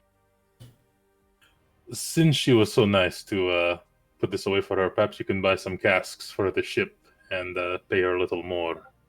Oh, yes. Of course we're going to buy some. Hey, before we leave this place, I love this. I'll leave it. Orvan. Yeah, buy a few casks for the ship. It might last till tomorrow. Yes. If Bill has anything to do with it, that's right. Don't get Bill drunk. I don't know how good he can swim. Well, I mean, Oh, I feel like Artyom Better probably generally- knows. they generally are good at swimming. But he's not very good at doing anything when he's drunk except for drinking. that makes sense. Milo looks over the company for a second, and I don't know. I look for Milo, and Okay. I start looking for at the company for a second, and then I like look for him, and I'm like, Milo, you're an intelligent man. I mean, sort of. We Uh-oh. need we need some, and he's kind of like a little hushed. Like, we need some provisions for this ship for our trip. I would send Artyom, but I fear he would only get meat. We need some fruits and other such things. You understand? Yep. You need me to go shopping? Liquor. And I- Gandelwyn would just buy liquor, which is You why, need me to go shopping? if you do not mind, whenever you're done, it does not have to be right away. I can go with you. I just need to take care of some business. If you want to get everything all packed up on that, or loaded up, I've got all the packed stuff down here. I'll go get food. I appreciate you, Milo. Did you touch my stuff? Yes, everyone's stuff is all neat and packed, like probably more organized and tidy than you would be yourselves. You don't have any stuff. I do have stuff, just not a lot. It's all the only stuff I have is in saddlebags. Oh, I thought it was all on your person. No, I have a little bit of like some other stuff in saddlebags. Yeah, me and at least my stuff is all on my person. So Yeah. I mean, my only stuff that's not on my person that's in the saddlebags is like my painter supplies and my wood carver's tools. Crowley is going to actually get some stuff and move to a nearby table where he's ink, quill, and some parchment, and he's going to start writing some letters. 3, in fact. Okay. I'm sorry. I also have a silver flame statuette, some studded leather armor, and a rapier, all in that fucking in those saddlebags now. Like, you touched my stuff. Like, fucking looking at Milo, like, what the. Gandelwyn, you should have said it, and you would have picked it up anyways. But you also have a dagger. Oh, another dagger? No, a dagger. I didn't know if you said that or not. From the Rapier elf. I'm not gonna call. I refuse to call him rapier, dude. I remember just being told that there was a rapier and a studded leather armor. So an additional dagger. It was deeply embedded into the nape of your Oh neck. yeah, in me. Yeah. Oh yeah, I got that. So I know You how- remember it and you pull it out. Oh yeah, this is here. Oh, how My bad, guys. I forgot about that one. It turns out he didn't have any type of vision at all. He was just passed out for a second because of lack of blood. Okay, I got a lot it of sounds daggers. like we got a little bit to do, personally or together as far as shopping and stuff goes. So let's do it sort of orderly. Who knows what they want to do right now? And all right, we'll go with Crowley first, and then you guys just sort of be thinking about what you want to do to prepare from here. This is nothing really much for preparation, but he needs to make sure he has written these 3 letters. One Okay. is going to be signed as Crowley. The other 2 are going to be kind of like John Doe-esque names that he's writing down. One is going to Sharn. One is going to a different place in Berlin, and one is going towards where he started his journey originally, to the Okay. to one of the camps that are one of the refugee camps. Exactly. Yeah. Okay. And he's going to get those mailed out as soon as possible. Each of them is stamped with his ring that, shimmers kind of on his hand, and he just presses it against them before sending them out. Okay. You can send me the contents of those after we talk here, or after we get through with the session today. All right. Yeah, absolutely. It's no big deal. You sort of are you sending them out from here in Flamekeep, or are you just writing them? He's writing them. He's going to send them in Flamekeep, but he's going to kind of, I don't know if there's just one courier service, but he's going to kind of distribute them. Like if it's big enough to have 2, he's just going to go from place to place and send them out through different couriers. Okay. I'll tell you in just a second. Oh yeah. Not an issue. You go to 3 different places, all of varying sizes, that are, sort of gathering up, letters, parcels, whatever the case is, to be shipped out via ship and lightning rail. I choose the Prime service, and I pay. Okay.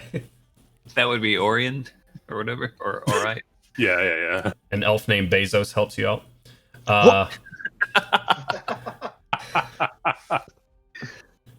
All right. Yeah, easy enough. Not an issue. What is everybody else doing?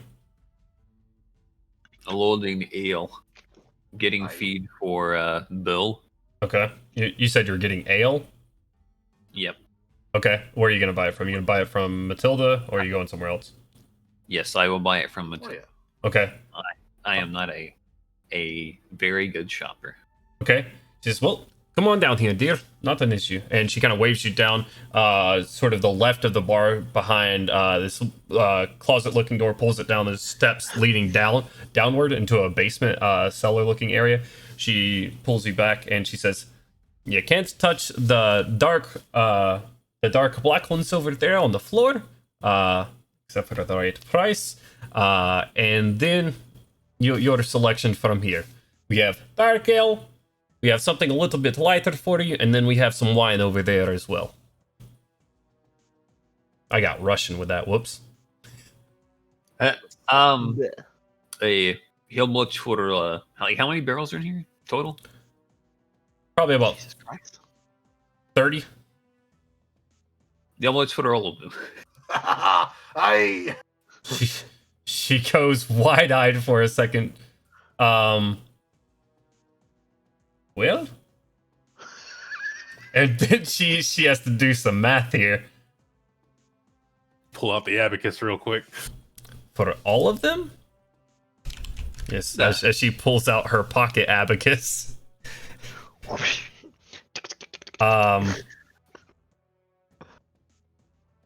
gonna buy an abacus now, you guys. You're gonna get one in real life. Just pull. That's crazy. I can't count that high, so it doesn't matter. That's magic to me. She says, I mean, I'm hesitant to give you all of them just because I still have to operate. Oh yeah, Oh, for Lord. sure. I can leave you some of them so that you can still keep going. I don't want to inconvenience you at all. Let's say there are like 30 in here. I can get like 25. For 25 of the regular barrels, just beer and wine assorted. Not What's my the good- black barrels.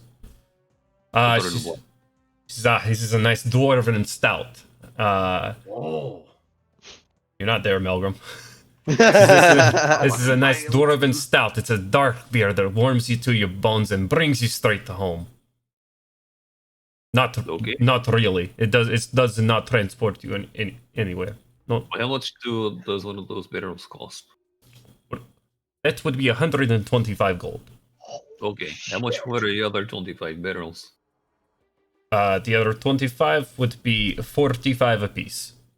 45 apiece. All right. Do I get a discount for bulk purchase? Make a persuasion check. I was waiting for it. 16. Oh, shit, that's a lot of fucking gold. I can do 30 gold apiece. That's 750 for 25 barrels of the normal stuff. 750 for the 25 barrels. Well, in that case, we'll just make it an even 1,000 gold. I'll get 2 of the black dark barrels and 750 for the other ones. Okay? Okay, Yeah. it'll do. My husband's going to have to shop after this as she goes and starts just manhandling these kegs off of the shelves herself. She's got kind of this rolling ladder that she gets on top of. Sort of before you kind of go over there to help her out, but she is like yoinking these things out of their slots and sort of just throwing them to you as you just like kind of start catching them, and they're hefty barrels, and she's kind of doing it with ease right now. And she I'll get Bill to come help us out, and we'll just mark off 1,000 gold for that. All right. God damn. We aren't ever gonna need This is any why booze ever again. He just buys alcohol and everything. She's a little bit more gentler with the black cask, and she kind of wipes this dust off of it. It's just, you'll enjoy these. You really will. Well, go to good course.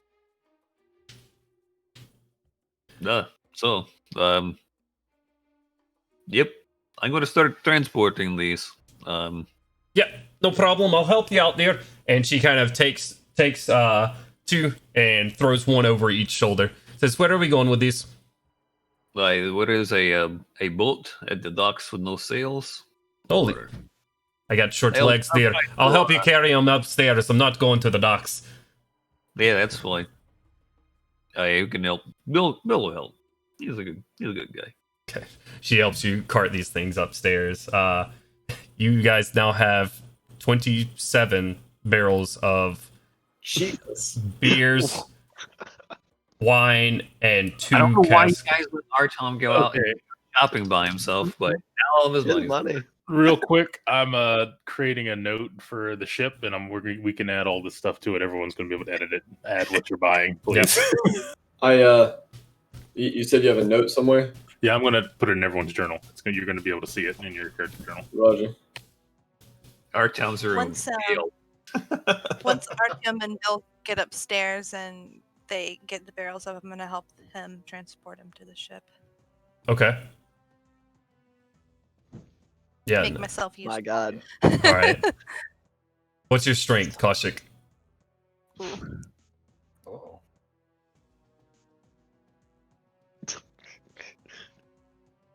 One second, I'm sorry. No worries. Not a strength check, just what your strength is. I know. I had to get to the thing. 9. Hey. You go to pick up that first barrel and you get it up into your hands. And you are straining right now. You're not sure if you're going to make it to the dock with this one in your hands. As you see Matilda just manhandle these things, swinging them around, and she goes, "Lass, leave this to the boys. That's what they're for, huh?" And she kind of pats you on the shoulder as you set it back down. I'll go help Artyom. She says, "Leave it for the boy." Well, she kind of pats you as these massive dwarven forearms just sort of pats you on your shoulder. She is. She's got like more hair on her arms than Artyom has on his face. Probably she might have more hair on her face than Artyom has on her face. That's just a rumor. It might be a rumor, but this dwarf does have some red hairs coming out of her face. She's got some. Spring up from holes out of the ground. Okay. All right. So you guys get the cask up there, and that's no worries. What is everybody else doing? Oh God. Hopefully wrapping up my shopping. All right. You go out into the market there in Milo, and what are you looking for? 20 pounds of flour, 1 pound of pepper, 5 pounds of salt, 5 chickens, 50 pounds of chicken feed, and then 20 days of dried meat, cheese, and veggies. All right. It'd be approximately 16 gold, 2 silver, and 5 copper. Roll an investigation check. Jesus. Goddamn, that man was doing math. 22. You make your way through the market, easily finding these things. Prices are a little bit inflated. Make a persuasion check for all of these vendors as you're going through them. 16. Okay. You get it for all of that for 20 gold. As you're kind of making your way through the market, but you do get everything. How are you handling all of these items, especially you said 5 chickens? Okay. In wicker cages. I added that to the cost. Okay. You still have 5 chickens in wicker cages and a lot of food that you're going to be carrying. The boat's not too far from you, thankfully. So it probably was multiple trips with the chickens being last. Okay. You kind of make your way onto the boat and start filling up below deck of these things. Easy enough. All right. What's the point of having a donkey if you don't use them to haul shit? Probably was using the donkey to haul shit. I'm not a big fan. Sir Declan is still in the... That is Lord Declan. Thank you. Lord Declan. My apologies. I've offended the Lord. Lord Declan is currently in the stables behind Matilda's place. All right. Gorum, Melgrim, would you guys like to do anything before you guys get out of here? Did Lucas come with us? Lucas is here in the bar with you right now. He's sort of just off to the side right now, having conversations with another guard that's having lunch, and sees you walking to him. Gorum. Lucas, can I ask you a favor? Surely. Melgrim and I are actually looking for someone.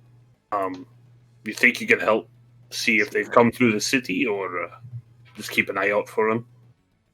Yeah, absolutely. And he sort of beckons you to a table to sit down,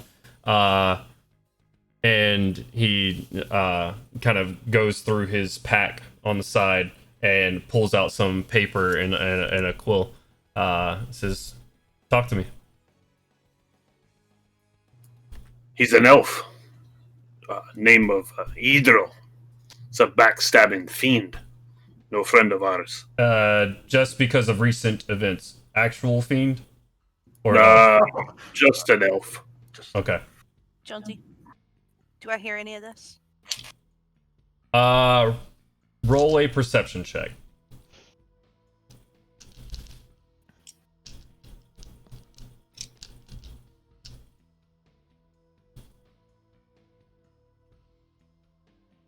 16. 16. Okay. Let's see where it goes.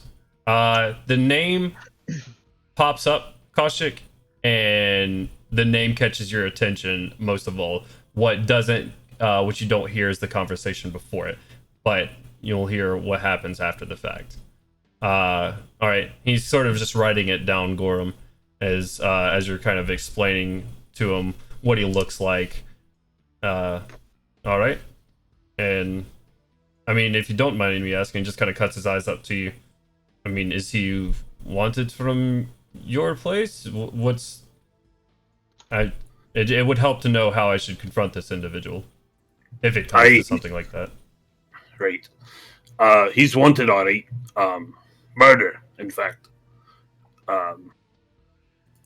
It's a family matter.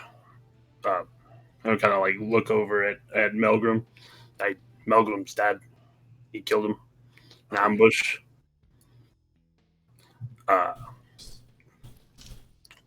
So we've been tracking him down. But yeah, any information you could give us, or send word if he comes through, would be most helpful.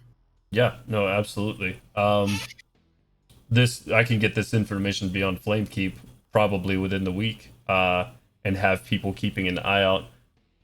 Where's the last place he was seen? The last clue we had was Karnath. Anywhere specific in Karnath, or just the country? Out of character, where were Reckenmark. Okay, that's where we were looking for him prior, but no luck. Does he have any reason to come here that you know of? No, but yeah, can't can't say I can. What? Can I say something? Can I interject myself into the conversation? Yeah. You walk up to the side of the table as Lucas and Gorham are talking, and Lucas kind of just looks up at you. Yes. If he catches word of me being here, he may have a reason to be here. Big eyebrow, like the rock eyebrow from Gorham. Like. Also, Miss Kaushik, you're hella quiet. Sorry. Why might that be? Attempt to turn her up in Discord. Yeah.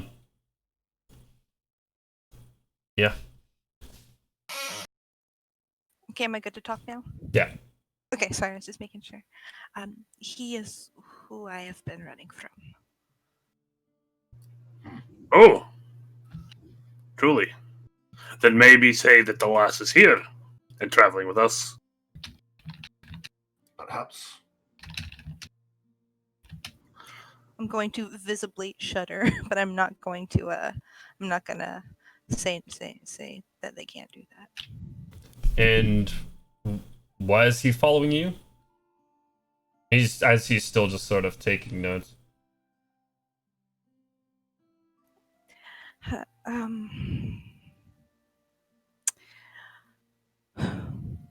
Listen, it's the whys behind it are tough. I get it. What I need mostly is physical description and where he might be if I'm to apprehend him. Murder is a serious charge, and while I can't say that anybody is on good terms, especially not Thrain with Karnath, I'll see what we can. Gorham, no promises here, but I'll definitely keep my eyes out, and I'll spread the word as far as I can. I thank you for that, Lucas. And I must say, if you do find him, send word immediately. He's very dangerous. I would not advise trying to apprehend him without us. Understood. Not that you can't handle yourself, of course. Oh, of course. Oh God! What if Lucas dies? No. That very well the other night. Listen, You sealed his fate. I'm not being considered for Templar of Law for nothing. He says he's just kind of flex his arm a little bit. Hi, that's the spirit. and I'm gonna like go to tap him on pat him on the shoulder. I'm like, just who was Artie the other day trying to tap a guy? I'm like, it's alright if I tap your shoulder. Bring it on. Oh! You sort of shake him a little bit. He says, can't do that too much. As he looks towards the other guards and just like shrugs a little bit. And as you do this, he says, so what did we spoke of before? Now, I assume you are leaving now. Do you mind if I have the sword now? Oh, yes, of course. And I'll go fetch it for him. Okay. You hand it to him. I mean, it's a beautiful blade. You hand it to him. He just kind of takes it and looks at it for a second and says, again, thank you for this. It means a lot to several people, I'm sure. He takes it and he puts it behind his back. He says, well then, we're off to now. Sort of as you guys are just grouped up, RTM dusting off your hands from... I probably come out of the basement like, just to the docks completely by myself. Thank you, Koshik, Goran, Milgram, Lucas. No, I got everything. I tried. I'll help you. I was gonna say, Milgram, I think he's given us a hint. Just a little bit, you think? Yeah. Even though he's got that big dinosaur outside, fucking dude. They're probably out back getting just loaded down with 8 barrels at a time. How much did you pay for all this ale? You built a 1,000 gold. It's not bad. Yes. If look at these, the barrels are darker. Oh yeah, John. I want to be waiting at the boat. If I ever finish before they get there or anything. Okay. Gorum and Melgrim, make a perception check. My favorite. Oh my god! Holy shit, that is the best you've ever rolled. 20. Oh, I thought you were about to say 10. 9. Yeah, that's what, it's like a fucking 8. You rolled a 20 and a 20. Nice. Gorum, you recognize this stuff as RTM's just sort of throwing up these black caskets, the last caskets, casks stuff. You recognize that stuff. It's from back home. That is fine dwarven ale. You've probably taken a part of this on special occasions, but that's some high shelf stuff. So yeah, you recognize it. Crowley, are you just sort of waiting for everybody to get back to the boat, or if Milo gets here with the rest of the supplies, or whoever gets here first with supplies? Crowley basically put his pack in the one captain's quarters, or he doesn't know where everyone's going to go yet, but he's just waiting for Milo to get here and get it oriented and get the cargo stuffed up. Right. Yeah, I had to make multiple trips, so it probably took me 3 trips to get everything over. You see some stuff in the bottom of the ship already, and as you kind of look and see that he has been here, poke your head back up, he comes sort of sweaty from the midday heat, carrying 2 chickens in wicker baskets over his shoulder. Crowley's like, I will help you. I'm just making a manifest real quick. Hey, was I purchasing this out of our chest fund? We will be able to compensate you, no problem. We have not completely made. Did we make the adventures fund? I don't know if we did that. I'm having faulty memory here. But regardless, Crowley says you will be covered. Well, I was going to request prior to us leaving about purchasing some equipment for myself. Okay. We can talk about that when everyone arrives, and for certainly. Did you purchase water? No, I did not. We can get some casks. What do you mean? We have everything we need to drink. We have plenty of casks. I'm glad you guys are here because I want to buy some water. RTM, here, hands over 250 gold. You don't need to pay for all that ale by yourself. Yeah, we were a group. It was I don't know. Unless you intend on drinking it all by yourself. No, I mean, obviously I'm going to share. Come on, I'm not this much of an asshole. Says a wispy voice from out of nowhere. There's no reason to give me this money. Like, I still have plenty of money. I open it up and I gave you plenty of money. I don't need anything, but well, and now we have it. So if you have to choose between saving my life or Milo's, it's obviously mine that you're going to choose. So. Oh, That's fucked Orphan up. Hill, baby. Oh no. Lucas kind of stands up and says, "Well, gentlemen, I must take my leave now. I have to do some work around here, I suppose. It's, I would say, a pleasure. It's been a journey. I'll say that. Indeed. Stay safe." Oh, you big softy. It's been an honor, Lucas. And I You put know my you'll love this. hand out for a handshake. He extends his hand and reciprocates. He says, "It's been a pleasure, and please, if you're back in Flamekeep, come and talk to me. Try not to bring any demons next time, yeah?" I don't make any promises on that one. We will do our best. Very I well. don't know. Last time we brought the demon in town, you got promoted. I mean, He sort of, don't know if there's any, if I get this, I don't know if there's any further up. It's not like I can see into the future. This guy's got jokes. Anyways, Promotions will do that. I am going to take my leave. Best of luck to you. Stay safe. All right. Flame be with you. And he starts to walk out of the... And also with you. And also- Yep. Yep. There goes my hero. oh shit. Bust it down. Lucas leaves as you guys are kind of gathering all your things, throwing your packs on and everything. You see... I will chase Lucas down to give him his money. You chase him down with just a sack full of gold, I suppose. He says, I don't need that. I'm good. Thank you. Truly. Nice guy. So you're giving it back to me.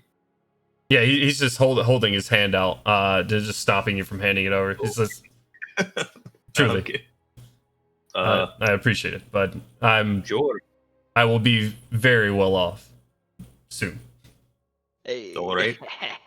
Sure. Man, was that like a Trump, like, I'm going to be voted in now? Because I thought there were other candidates. I'm just saying. I'm just saying Lucas is confident in his abilities. Hell yeah.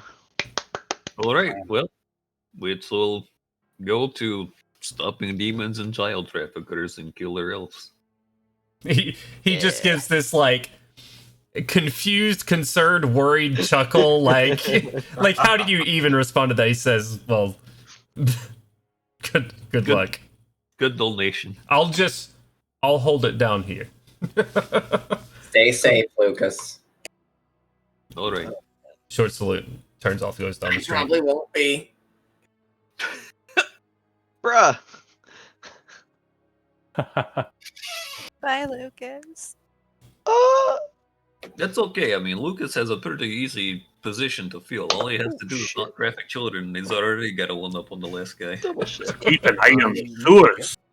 Sure. As you guys say your goodbyes to Lucas, we are going to take our break at this moment. So, give us about 15-20 minutes or so to get some refreshments and some beverages and whatnot. And we will be back very shortly. Thank you so much, everybody, for tuning in. If you haven't already, make sure you drop a follow. Every little bit counts. Much love. Be right back. Woo! Bye.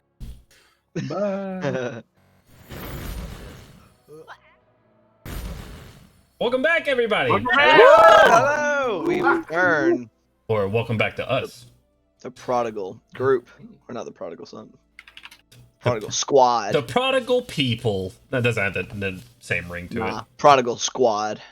Good God. The prodigium. All right, so the party last we left off was gathering some items they're gonna need as they're getting ready to leave Flamekeep. They were just saying goodbye to their good friend Lucas, who was making his way back to actually do some work for the day. you guys have gotten some food. You've gotten a metric fuck ton of ale. That is the dwarven measurement. Just so you know, this is what you've purchased. Arthium is a metric fuck ton in dwarven. So dwarves do use the metric system. They use the fuck system, and you bought a fuck ton. maybe I am a dwarf. You are kind of short. You might have some dwarf in there. You guys were making your way. You said your goodbyes to Lucas, who's making his way now. And I believe we're going to start back off with Gandelwyn. You had some shopping you would like to do. Yes. My shopping list is fairly simple for the moment. He is looking for arrows. Okay. Because I've used quite a few and I did not get any of them back because oops. He's also looking. He's gonna try to pick up about a week's worth of just dry rations to keep on his person because just in case. And also he's gonna be looking for somewhere that sells potions. Okay. Go ahead and make an investigation check. Fuck. Yeah, just make a general investigation check. That is a 7. Strong start. Gandelwyn, you go out on your own. You got a lot on your mind right now. I mean, it's acceptable right now. You're not beating yourself up, but you spend probably the first hour and you realize, shit, let me go back because I have just sort of been walking around and not paying attention to my surroundings. So you start making your way back, start looking into some shops here and there, and you walk into a shop and you have a weapons shop. You have some swords and some shields on the walls, and some well-made bows and stuff, and you see pretty burly, bald human male behind the shelf with this thin, well sort of groomed mustache that curls up around the edge. He says, "Hi, can I help you?" Yes, I am looking into replenish my stock of arrows. Jody. And he kind of beckons over to a barrel behind you, and you just see you see a couple of them. You see arrows stuck into one. You see some crossbow bolts in another smaller one. He says, "Have your pick." Yes, I'm looking for basically to get like a backup quiver of about 20. Okay. So I get a second quiver of 20. A gold for 20 of them. No issue. I don't know if that's overly expensive or not. I'm not gonna lie to you. I can't remember. I do have a spreadsheet though. That is acceptable. Except he's like, yep, sure. Let's leave the spreadsheet out of it next time, huh? I just had the price for them. I couldn't remember how much they were supposed to cost. Gandelwyn pulls out his laptop with his Excel spreadsheet on it of D&D priced items. He's like, yeah, sure. Gold. Okay. I'd never go shopping without it. Hey, man. I figured in character I'd know about how much they should cost. I just couldn't remember what that was off the top of my head. Gandelwyn better than Ian does. He should. But yeah, so about gold for at 20. It kind of look around. Unless you happen to have anything special in your store. Special? Well, like particularly finely crafted. Everything I make, he looks at you somewhat defiantly. Everything I make is finely crafted. And you look on the walls, his stuff is well made. You look around, you don't see runes or anything that denotes magical equipment. But you do see several short swords, some made with a lot of them obviously silver in nature, with like silver braiding around the hilt and stuff like that. And then he has several of them with short swords with a darker like dark iron looking metal. Yeah. At that, seeing as the dude clearly isn't it's not cooperating with the intent of the question, he's gonna roll his eyes and walk out. It was like, all right, thank you for your arrows, and fucking whoop. Okay, come back anytime. Moving on to the next item on his list, which I imagine would be the rations. Just week's worth of rations. Rations are easy enough, and they're easy enough to purchase at price. So, fantastic. Yeah. And then you said you're gonna look around for potions. Yep. I'm gonna say make a separate investigation check for this. Oh boy. Man, I'm not good at this. 1. Not natural, but it is a 1. You look around for a while. There's no arcane shops here. Arcane. That same sort of thing you've heard from the beginning. Arcane magic isn't really seen as something here, and the places you do go into, all the healing that they have to offer is in actual healing ability. So they're like, well, I can help if you're looking for healing. Damn, it'd be crazy if you had someone who could make potions on your boat. You have not informed me of these. No, I've not been informed of any of these capabilities. So he's just looking around. Yeah, if he can't find anything, he can't find anything. He'll go, well, I guess I'll just save my money for now. Right. Like, Yeah. ooh, keep eyes open. It's a good idea to keep healing for everybody. Right. Big brain. Yeah, you make your there's no potions, unfortunately. Not with the 1. Big rip. Yeah, that's about all he was looking for. So he's Okay. like, all right, well, back to the ship, I guess. Be ready on my way. Make sure collect my horse and all of my. Man, this man could find a street vendor with a 1. Nope, I'm really, really bad at investigation. You find yourself back at the cathedral and you're like, I went too far. This isn't the market. Like sitting on the edge of like a fountain, like, oh, I'm parched. I need to find some water. Yeah, yeah. It's crazy. You make your way back. Okay. Yes, sir. All right. Anybody else need to do some shopping, buying, anything? I need to get feed for Bill and make sure our ship has water supplies. Okay. I say feed's easy enough to find in the market itself. Sell it to you at cost. How much are you getting for them? Seems like 20 days is the roundabout average that we're expecting to be on the ship without resupply, so I'll get about 20 days worth. Okay. Yeah, not an issue. They give you these two large, like 25-pound bags of feed. Gotcha. Cool beans. And then you said water as well? Yes. Okay. Yeah, you have in the market, I'll say you'll have one person there selling just cask of water sort of to sailors. They're running pretty low on supply right now because it's getting pretty late in the day and people have been in and out. It's kind of past rush hours sort of thing, and they haven't restocked or anything. But they have 2 casks they can give you. 2 casks of water. All right. I will grab that for now and see what other people want to do because that probably will not be enough. So I'll take what they have and then whatever. Okay. How much does a cask of water cost? I don't know.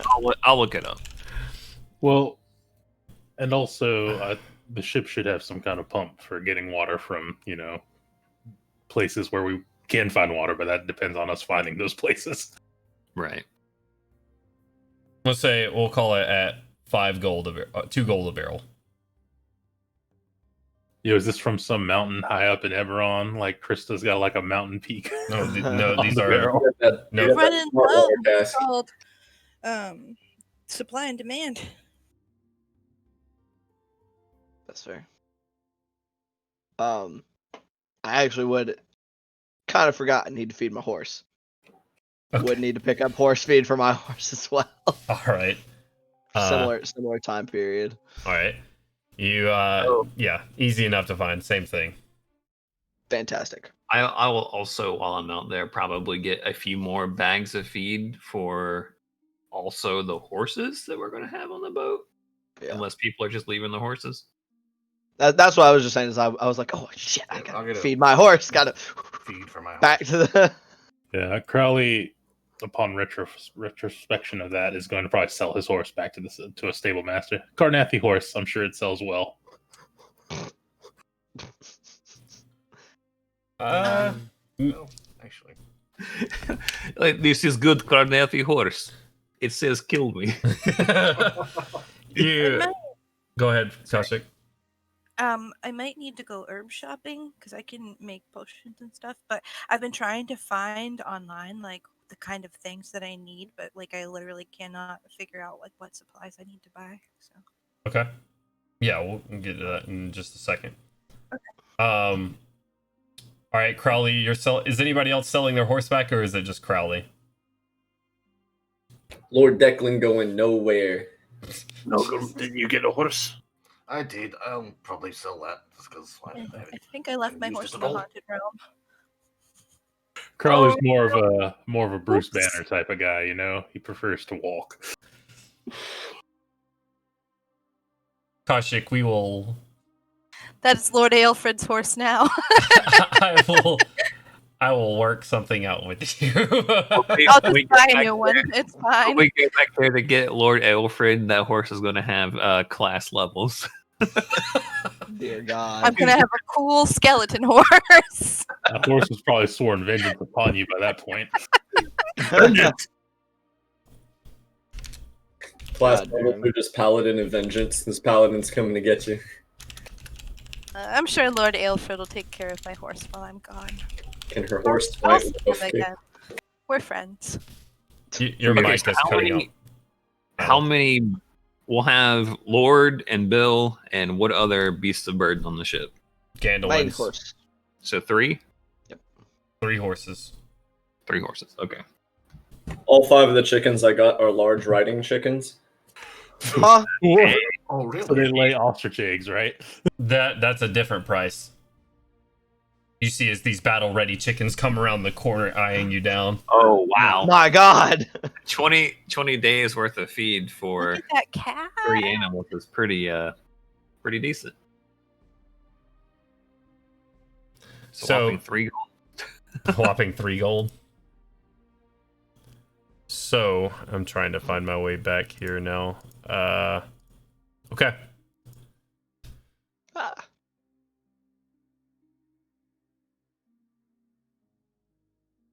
Oh my goodness. Who's next? Zoom in. I don't know. I already did all my shopping, so. You did I don't yours, have a and- horse. okay. Are we letting me Yeah, go? Crowley doesn't have shopping to do, Yep. but he is looking at the tasks that need to be done aboard, and he's kind of like thinking we need to talk about that as soon as everyone's back. Right. You look around. Some of this stuff needs to be secured. RTM didn't secure anything below deck. He just kind of threw it in there. The same. Stacked it. Yeah, sure, but it's not secure or anything. Right. There's some stuff that needs to be secured down here. Your groceries, as you kind of look around, and you kind of. This isn't your traditional ship where you're gonna need people, manning sails or anything like that. So you kind of start looking around about the things that are going to need to be done or could potentially need to be done. Kaushik, you make your way back to the market area, and you're just looking for herbs and what have you for potion making? Right. So I have tool proficiency with my herbalism kit, so I'm assuming Kaushik knows what she's looking for. Yeah, I don't absolutely. know what she's looking for, but she knows what she's looking for. Right. Making potions is an alchemist kit check. Yeah. Which Well. Is that? An herbalism kit is for like using herbs to like help bind wounds or like things along those I lines. think you Yeah. can make, Poison someone. you can make like anti-venoms and stuff and disease cures. and it should come with some base herbs that through roleplay It doesn't. the DM can decide what you need to replace as Right. you go. Maybe you get super spoopy mystical herbs from the undead realm. A see-through herb, it's like, oh, it's a little ghostly. Anyways, Scream when go you ahead squeeze and it. roll an investigation check for me, Kaushik. Hold on.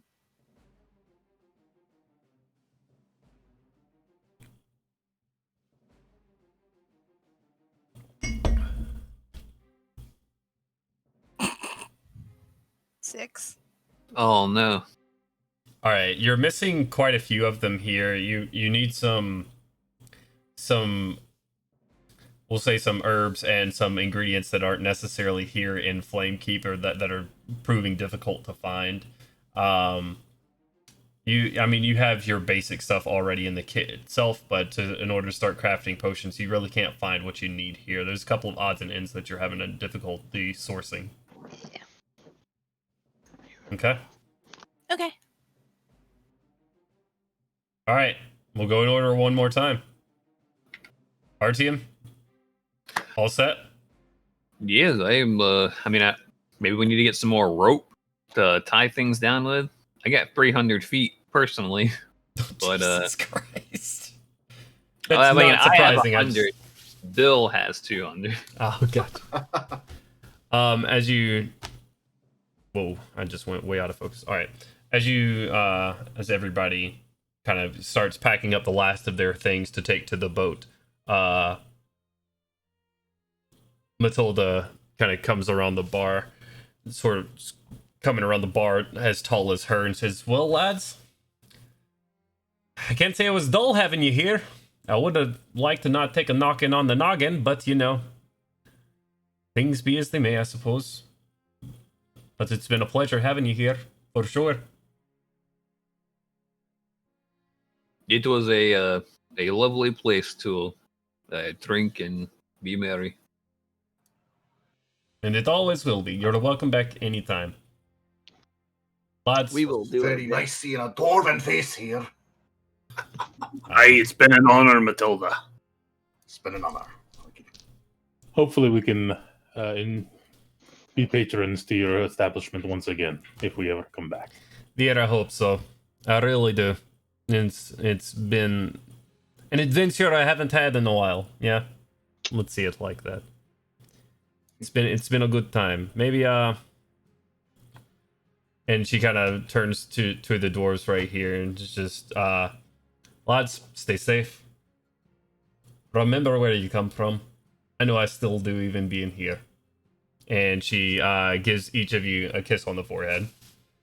She looks up and she goes, "Listen, don't give me that face, Gandelwyn. You're tall, all right? If you want to bend down here." He's not upset. He's just like, oh. It warms my heart. Cute. Well, I am short. Bend down here if you want one. So, yeah, he's like, oh yeah, motherly affection. Yeah. His parent issues. Oh, thank you so much. I hope your business flourishes in our absence. It's certainly flourished in your presence, that's for sure. As she hits this large sack of coin on the side of her leg that Artyom put there earlier. You notice she's wearing all silks and gold bracelets. So, she's, well, it'll be an honor if I see you again. Stay safe, lads. Back to work now. And she goes back to serving the people. You guys make your way out back to the boat, getting ready to sail out from Flamekeep. You guys get all your stuff together, get everything tied down below deck, and Crowley is sort of sitting there parsing out the ship itself. There are, he's going to try and gather everyone's attention, some responsibilities that perhaps need to be dished out that are recommended for our safety at sea. Oh God. Okay. We need a navigator and a quartermaster, and I think Koshek can perhaps help prove herself by taking on this responsibility as quartermaster. Of course, it is up for the rest of you to vote on as well, but Sure. it is my recommendation. It is We okay. have a pretty good knowledge of the stars, being able to travel through the plains without trees or landmarks, so that might be a good navigation. Yes, I am hoping you would do that, Artyom. I'm hoping perhaps you would leave the captaincy to me, unless there is perhaps another. But I would also recommend first mate to be Gorham. Fair enough. He's loud enough to be heard, and I'm sure he would make himself known to the others. Milo, we need a boatswain. Your skills seem apt for the position. What? Someone to manage and fix the boat. Oh, yeah, no, that I can do. That makes sense. I thought you were calling him a pig. Crowley's mask kind of goes what? Artyom, that's swine. Swine. Yeah. Swine. They just swine, misheard. Same thing. Right. Close. I What just- is the swain? Probably. Maybe lay off the big ones. Sorry. I've got the Boat book. repairman. I've got the book. Done. Captaincy for Dummies. No, I'm kidding. No, gentlemen and lady. Obviously, we need to set our course. We don't require too big of a crew. Before we leave, perhaps 2 more issues of business. Have you all bought everything you need? Yes. I think so. Okay. So I'm not used to this traveling thing. I got food and metal. I usually travel on a horse. Dwarves usually don't travel on boats. Kelly tugs at the mustache his mask doesn't have. Well, can any of you cook? That is the real question. Define cook. Passably. Heat meat. We need a cook that will make the best. Everybody roll a percentile die. Oh goddamn! How do I do that? Can I roll perform? No, I'm kidding. / roll 1d 100. 44. I have a 7. I have a 6. Yes. That one. I'm currently the winner. 5. 5. Higher is good, right? What'd you say, Milo? 95. 95. Oh shit. There we go. 85. 85. Oh shit. Kashik? 49. 49. All right. Oh. Milo Better and than Gorum three. sort of both stand up and say, pretty good in the kitchen. You guys know how to throw down a little bit in the kitchen. Or at least you think you do. Got that best Oh, attack. no. I just I was gonna imagine Milo using just heat metal. Like, we don't need a fire. Yeah, I was gonna say Gorham's the son of a lord, so he Oh wait. has never done a lot of cooking himself. You don't doubt your skill in it. This is a confidence check.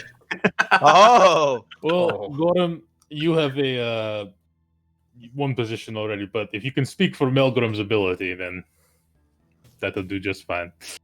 Hey, Kashik, I super lied to you. A herbalism kit can totally be used for potion crafting. I know. I'm well aware. I was yelling to James about it. And he was like, well, tell him. And I was like, no, it's over now. This did happen. Melgrim, would you mind cooking for us? I, Melgrim, your father proud. It's gonna cook Sure. very angry meals. Listen, we can all chip in and help out with the cooking. Yeah, I It's okay. You're good. can cook, Oh. I guess. But, Oh, then I have think to we'll- ask, what sort of cooking implements are you using on this boat? Hands and feet, baby. I'm just kidding. We're gonna have to get some implements before we leave. That was part of the assigning, so everyone can get what they need. If we want something special, we could always just hire somebody. I'm sure that guy would like the little mute card. We can just stick him below deck. Oh my god. I mean, we could It's probably not pay him pretty more than he's made in the past couple of weeks. Just travel with us. Let's take Matilda. It would literally be the best thing that ever happened to him, probably. This is such a terrible city. I mean, Honestly, I wonder if Matilda would. it probably wouldn't be Let Matilda's husband run Matilda's place. if we're being honest. Just rename it Matilda's husband's place. We can train him how to fight whenever we train Milo how to fight. It would knows be how to good use for them a to knife. be able to spar against each other along their level of combat. It is Hmm. on its Alright. Watch these two scrubs kick the shit out of each other. We're gonna cheer him on. Woo! And we have plenty of alcohol to make sure that this is safe. I'm sorry. What? I don't think anything about this trip is going to be safe, Artyom. This is a very abject term. Oh boy. Subjective even. Now you know big words. I'm not sure what they mean. Somebody said them one time, and I just kind of throw them out there sometimes, hoping that they Subjective. apply. Is how you determine the angle of whenever you throw a javelin, right? Okay, well, that said, gentlemen, and lady, I have the map here, so let us plot the course. Do we Map. have oil for lights inside deck And I am going to get some more ropes because I always see lots of ropes on ships. I'm sure that's something we need for something. Well, we don't have sails, but rope is always good. Nets. We need nets for catching fish any game we can as we go. Sure, I will get some nets, and I will get some oils, Net, rope, oil. and anything else? Do you need cutlery, Cooking Melgrim? supplies. Yes, so we can get Yes, some yes. mesquits. Couple Biscuits. cans. What'd you say? Pan or pot, I guess. Some sanitizer, some COVID masks, and Oh shit. Koshik says a couple pans. Where's the Germex? a very last minute purchase, but seems important. I think that's about all. Let us check the bottom, just make sure we find the cruise quarters. I want to check that out. And Do you want to get a cook? They probably have their own tools anyway. I was thinking about getting a cook. We don't need to. When we could. I mean, hiring the meat tornado guy is probably not a bad idea, but I wouldn't try to Time frame. try Let's to go. spin him on it being safe. I Sweet. wouldn't lie to the man. Dangerous line of work. It will on be our good ship. for him to get out of the city and not have such a terrible life, though. What if he has like a wife and kids? Oh, that's a fair point. I mean, we can't take them. It's like, what if we get attacked by another demon? He's just gonna be sitting in the background screaming, and we already have Milo doing that. I don't want another one. I already said we trained them together. That'll be great, Michael. That doesn't. He still will scream. I can tell. Okay, I'm gonna go get rope. I'm going to go get oil. For Oil. ships. Yes, Okay. and I will try to get meat tornado man. I will go and look and see if we can find perhaps someone passable. Oh god. We'll find the cook or some other positions in case we need them. But Okay. I'll look. I will look. So Crowley and Artyom leave from the boat, looking for these items. The rope and the oil is not hard to find here. It is plentiful and ready to go. Do you approach the vendor, the food vendor? 100%. Okay. He's back now from his break. You see him sort of just it's slower now. He's just now handing out a plate to a sailor. He says, "Oi, how can I help you? My You're plate. back for another play day." I am back for all that you have. I'll have a job proposition for you on my boat. If you want to cook for us, What? we're leaving on a ship. Do you want to be our cook? Your food is delicious. I'll pay you a gold a day. Seems okay. Seems a little bit on the cheap side. Not gonna lie. A gold a day? You have all the food and shelter that you need? I mean, you saw the line earlier here. I sell maybe 6 gold a meat a day. It's pretty good living Okay. here. But how much of that is tied up in, you having to travel and you having to buy the meats? I mean, oh my god, I have battle music going on in the background. I'm sorry, guys. I'm trying to stop it. This is Like, intense. I'm like intense guy. I'm like trying to change it, but every song starts off with boom, like, whoa, chill out. Meat guy is not that intimidating. He's a fucking giant. Well, I suppose a good bit, but still, it's gonna have to be more than a gold a day. All right. I mean, where are you going for? How long? Like, I have no idea. It's an adventure. It'd be well worth it for the experience and alone. roll a persuasion check for me. An 11. Damn it. Oh, that sounds like a good idea, but it's got to be the right pay. All right. What were you looking for? Also, we have like 30 casks of ale on the ship. Give me a second. I don't have this guy's drinking habits mapped out. Oh, ale, you say? Ale's good. It's not my main motivating factor. But he just he's like taking the knife and slapping it against his chin. He realizes getting like greasy meat on his face. I tell you what. 4 gold a day. 4 gold Right, a day. I know it. Okay. Yeah. Okay. You're looking at me strange, mate. And we gotta have to find meat. I'll make it taste good. That's my plan. That's what I can Alright. provide. You provide bring- meat. You provide 4 gold a day for me doing what I'm doing. Nothing more. And you protect me if some shit goes down. I don't know, pirates or some shit. We'll be good.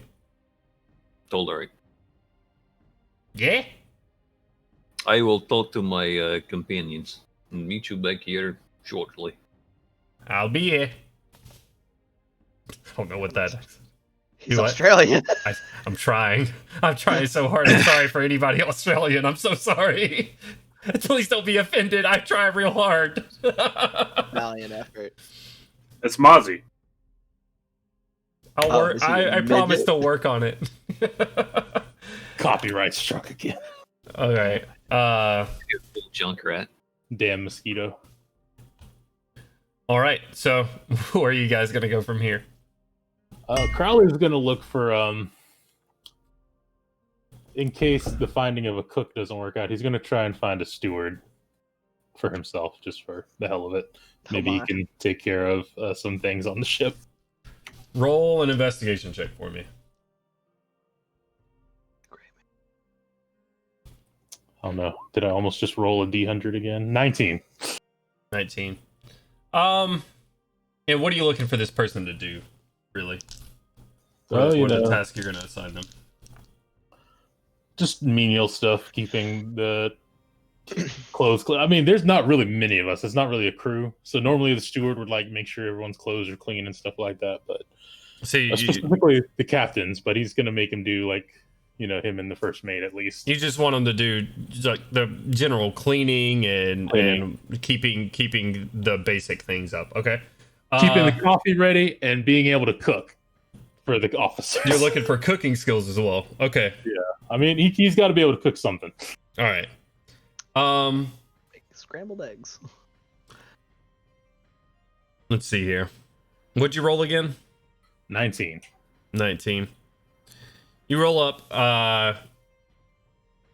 and with that roll, I'm gonna say you see someone actually getting has like this rolling sort of rack of fine clothes as he's rolling it up to a ship, and you kind of stop him there. Sort of smaller build, half elf type, blonde hair about down to the back of his shoulders, but dressed very nicely. He said, "Can I help you?" Are you a steward for another ship? I almost went Carnathy. Are you the steward of another ship? You seem to have quite a few clothes here. Is it the big ship? I mean, and he points to a ship. It's fairly sizable. It's a large cargo ship. I do work for that one there. Work for the captain of this ship, yeah. How many clothes does he have on the rack, did you say? You see about 6 different outfits in total. How much do you get paid on this ship? Out of curiosity. It's an odd question. Roll a persuasion check. Of course.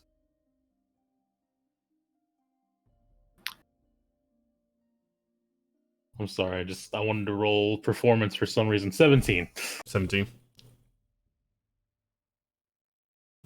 For all my, he takes a swig of water out of a water skin. I get paid about probably 3 gold a day or so. Well, I just came into a means by which I have a vessel, and I need a steward. Come with me, I'll pay you 4 gold a day. He kind of raises an eyebrow. He says, "And where would we be heading to?" I am taking the vessel to the nearest dock toward Sharn, and we're going to leave it there for a while. And we need the vehicle to be watched over by a trustworthy sort, such as yourself. And I'm hoping that a And steward you of your think cabinet. I'm trustworthy? You just met me. What would make you think I'm trustworthy? Well, you obviously take pride in your work. And I'm going to look over the clothes again, see how neatly pressed they are, etc. Make a perception check. 9. Okay. I mean, they seem well enough from what you see. Well, can't turn down extra pay. You're sailing to Shan, you say? That is a long trip, and there's no direct way to get there from here. Indeed. So, right then. Obviously, you're free to deliver your clothing to the captain and tell him of your resignation. Right. And make one more persuasion check for me, Crowley. 25. All right. Well, I suppose I'll do that then. Give me a moment, and I'll follow you back. Man, this is not going to feel good, and he's probably going to yell a little bit. Well, get right back then. A lot of mozzies in the docks today. I'm trying Look to around. I'm trying to get away from Australian right now, and get to British, but it's hard. All right, he rolls his card. He comes back a few minutes later, and it says, "Suppose I'm all yours." Crowley will offer his hand. Welcome aboard. Yes, and he awkwardly shakes your hand as if he's not used to a boss or someone higher than him doing something like this. Noticing this, I imagine it's pretty noticeable. As I said, I am a newly minted captain, but I do not treat my employees like shit. As a friend of mine would say, Gandelwyn, I'm sure you'll love it. Well then, it's of course appreciated. Shall we, sir? Indeed. And He waits for you to walk before he moves. all right, well, I do. As soon as you do, he takes up your right hand side just behind you, and walking with his hands behind his back, just sort of like right on your tail, maybe a pace behind. What might I call you, sir? And Sa- Steward D. So you, what was that, Gandelwyn? Sorry, cat is meowing. He meows at me. I'm like, You can call me Erish, sir. very well, Erish. Thank you for joining the crew. And back to the ship. Hey, course. Jonesy, how many rooms does this ship have?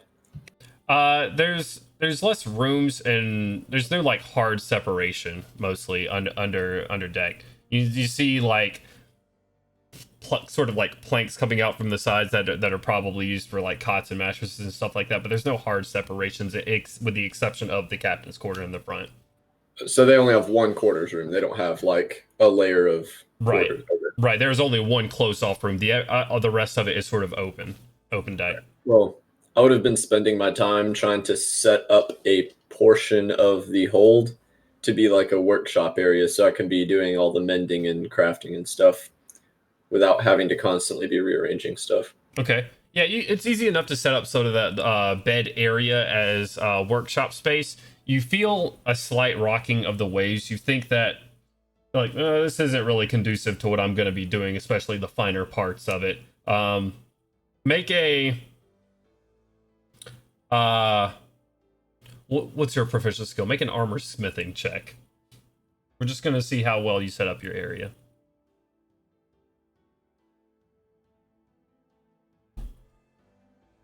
$16. It's passable. It's not gonna be easy on a boat, especially if you run into any rougher waves. But on a calm sea, you think you'll be able to work here. Bet. Okay. BRB. Okay. Word. All right. So everybody has gathered their things. Crowley comes with a half elf newcomer onto the board, following right behind him. Just stepping in, does not pass Crowley at all when he steps aboard, and just sort of sits there, hands behind his back, and does not speak. Go ahead and get yourself acquainted with the ship, Erish. My quarters are over there. As you wish. And he steps off to the side. So I am acquainted with everybody. Can I have your names, please? Dame Gandelwyn. Yellow. Gandelwyn. Pleasure. That's it. I'm probably just getting back to the ship with like a barrel and a bunch of rope and like a weird sack full of like jingling shit. And Right. like, I am Mortum.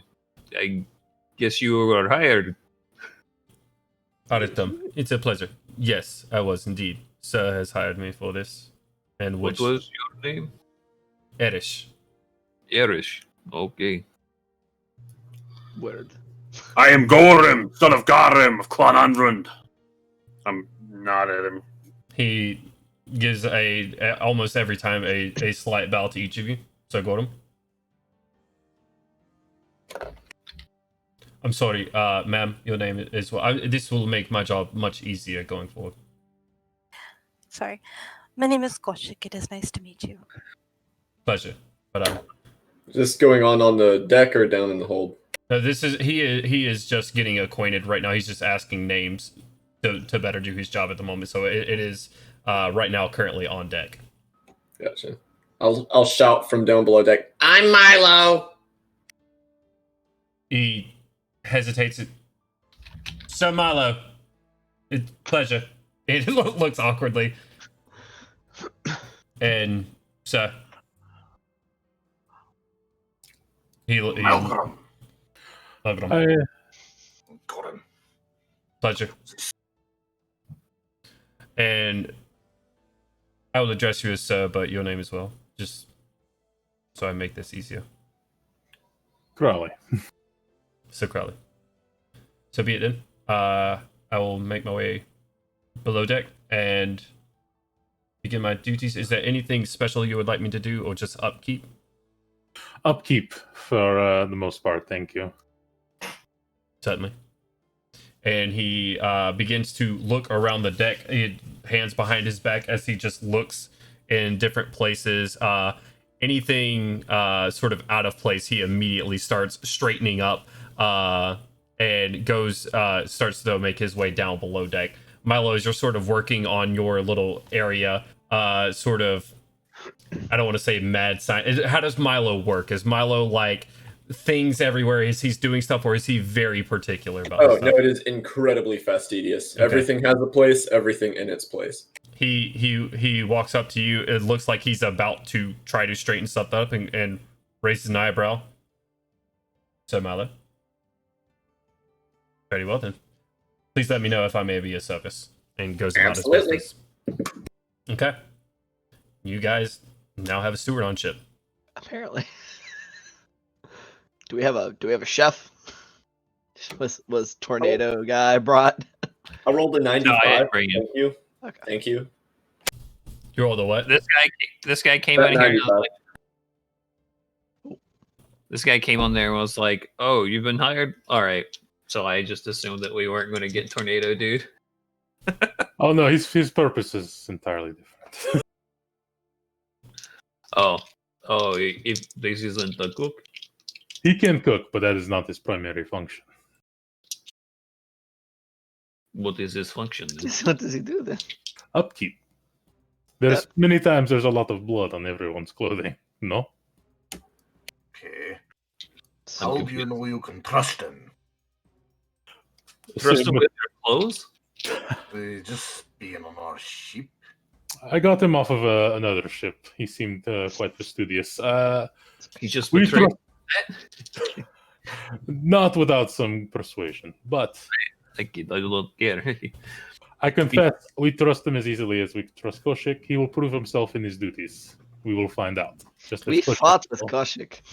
Yeah, we fought with Koshik. That helps. Well, then we'll know And- for sure. We also got pulled by Koshik, our Yeah. headmaster, anyway. I'm gonna poke my head up above deck and be like, Kashik! Kashik! Yes, Come I don't here. know, Gordon. Have you been able to trust any elves? I go there. Not that I can remember. You get downstairs and be like, hey, I'm setting up a station for us to like do crafting and repair and stuff. You make potions. Let's get a section set aside for you so we can have our whole little area. I don't know what all you need. I make different things from you. Yeah. While they're getting that stuff set up, I would like to speak with Erish. Okay. He's actually coming back up ship right now. Grabs a large leather backpack, and and where am I to rest? I don't need much. Anywhere you cook, right? I'm sorry. I was addressing the captain of the ship. Apologies. Okay, that's Captain. great. You cook, right? I do cook. You just yeah. start barging in the middle of this conversation. Right. Yeah, yes, I can cook. I am quite capable. All right.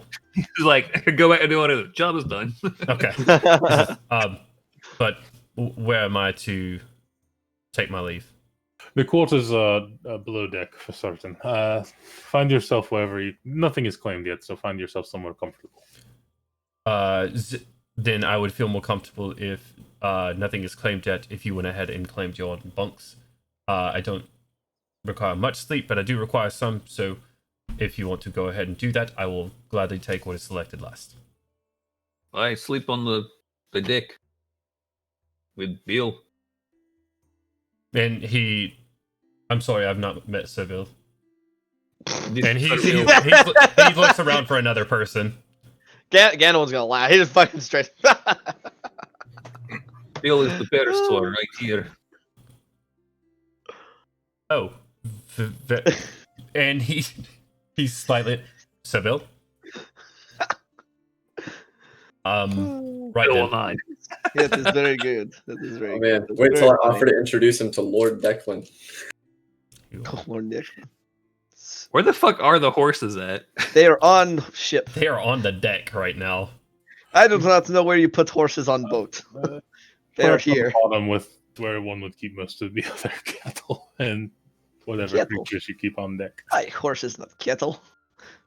Okay. Where you would keep livestock. All right. So I'm just gonna assume you guys get some hay and whatnot for ease of. Yeah. Yeah, I'm we not got cleaning buckets for the fucking. Yo, you Um, think that they're really gonna be on the poop deck? Which he says, if I may, then let's start with getting the beasts of burden off the deck of the ship, shall we? I'll take them myself. If nobody minds, and he starts to go for the horses and the donkeys, and he looks at Bill and Bill is fine. He's an intelligent creature. He just can't talk. bows towards you, slightly bows towards Bill. Seems confused about what to do in this situation. He's not necessarily used to like a beast of burden having a name, so he's It's in fine. halfway. Irish. Certainly. Well then, as soon as you've made your selection of bed, please let me know. I'll handle these beasts, and then I'm at your service. Very well then. Gives another slight bow and starts leading horses down below deck. Irish, if you may, when you're done with that, we would like to sample some of your cooking. Certainly. I have very basic supplies. You have food, I suppose, on the ship ready to. Indeed, we have resources. We would like to sample your cooking before we leave port. Very well. He leads the horses down deck. Comes back up a minute later. Oh, so I'm free reign as far as the supplies down deck, below deck then. Indeed. Koshik is our quartermaster. Just discuss with her what you'll be taking, and she will manage the numbers. Madame Koshik. After you. And he kind of beckons below deck. Oh, I'll be and back. don't open any of those dark barrels of booze. The 2 dark ones, leave those alone. I don't drink, sir, so thank you anyways. Well, we'll need to change that, of course. He does not.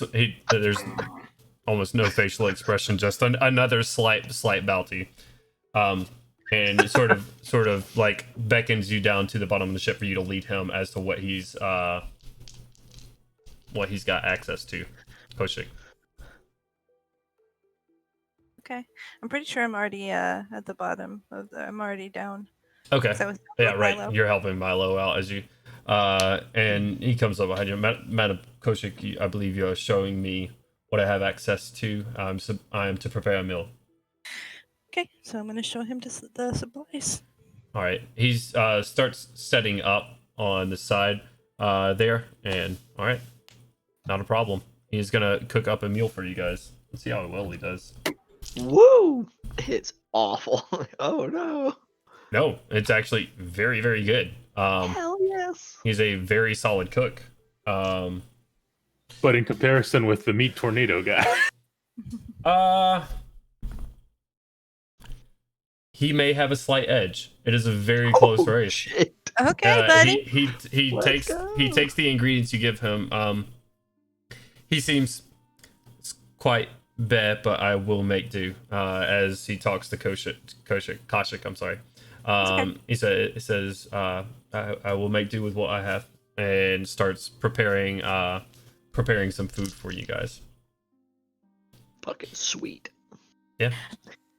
Matthew, do I need to change the numbers in the Emerald Cutlass?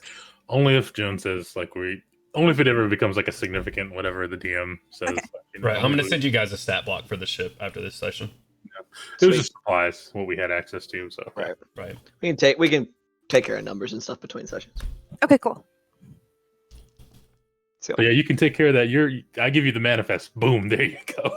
After he's done cooking, he brings these metal platters, sort of, out to each one of you. He has 4 in total, 2 on each arm, as he comes up above deck about 15 minutes later, as you're kind of settling in, getting ready to do your last things and taking the boat off the dock, and serves each of you with this, and says, I was told not to touch the wine, otherwise I would have some goblets of wine for you. No, just the 2 special barrels. You can have it the rest of the stuff. Then I will have drinks up for you shortly. And he goes right back down below deck. Let's go eat in the captain's quarters. this is incredible. Yeah, We have a servant. We have the captain's quarters, and I Okay. guess we'll all be sitting down at the table. It's a little bit cramped with all of you in there. But I'm eating in the workshop. Yeah. Okay. He Bogies. Erish brings you a plate, so Milo, I believe you may want to take a break. It's for you, so hot and fresh. Food. Thank you. It's my pleasure. As Erish comes back, I'm sure you've noticed this is a very small crew, but everyone here is an officer, so treat them with all due diligence. I mean, what? But of course. I did notice, I don't know how we're sailing out of here. There's no sails. This ship is actually special in that we do not need sails, Erish. Also, it turns invisible. Damn it, Artyom. I was going to have him do it to scare him a little bit. It'd be funny. Perhaps a step up from your previous vessel. And then he's like, no, I had an airship. It says, a bit smaller, but apparently quite capable. Yeah. I believe I will enjoy it here much. Thank you again. We are pleased to have you here, Erish. Please go take care of yourself. We will not need any tending during the rest of this meal. We wish to discuss things. As you wish. But it gives you a bow, takes the captain's door, and shuts it behind him, and goes back to his stuff and starts setting up his quarter. Milo, you notice as he sets up his quarters, he is as meticulous, if not more so, than you are. Everything is going into an exact spot, and if it does not fit into that spot, he finds a different spot for where it fits perfectly, and he does not stop. It is borderline obsessive. maximum approval. What a So weird. I guess we're all sitting down cutting this. This was a good acquisition, I think. He is very good cook. That's impressive. What do you think, What? Artyom? Yeah, seems all right to me. I don't know the guy. I'm talking about the food, not him. Oh, hold on. Yeah, it's pretty good. So Kosher? dude, It's delicious. I feel, though, as if we need to get to know him a bit better. Should we invite him to join us, have a conversation, enjoy dinner? I thought he was getting drinks. He's not coming to eat with us. I dismissed him for the time being. He's already served you your drinks. You all have a like small like lead, not lead, metal goblet of ale, Lead goblet. ale and or How wine. did that You don't know about lead poisoning. They are lead. No. Our username, our corporation's like the cult of Erish. Lead Drinkers Incorporated. But yeah, he's already served you your beverage, but he has been dismissed for the moment. Yes. I will exit the captain's quarters, yell down the staircase, Erish, come get food. What are you doing? He is Go down in the by middle of yourself. something, of placing something sort of in his area. He's looking for like extra sorts. He puts it back in his bag, folded neatly, puts his bag against the thing, and hand behind his back. I'm sorry, sir. What can I do? Did you order to eat? Not at the moment. Well, come get some food. What are you doing? We're all eating. I was going to set up my quarters first, and then see if there's anything else I could do. I have to clean up, and then I will eat. What? Why would you do that? I'm not. That's You're a part of the crew. We are a crew now. It's like a family. You should come eat with us. Hey, buddy, they're like super colloquial around here.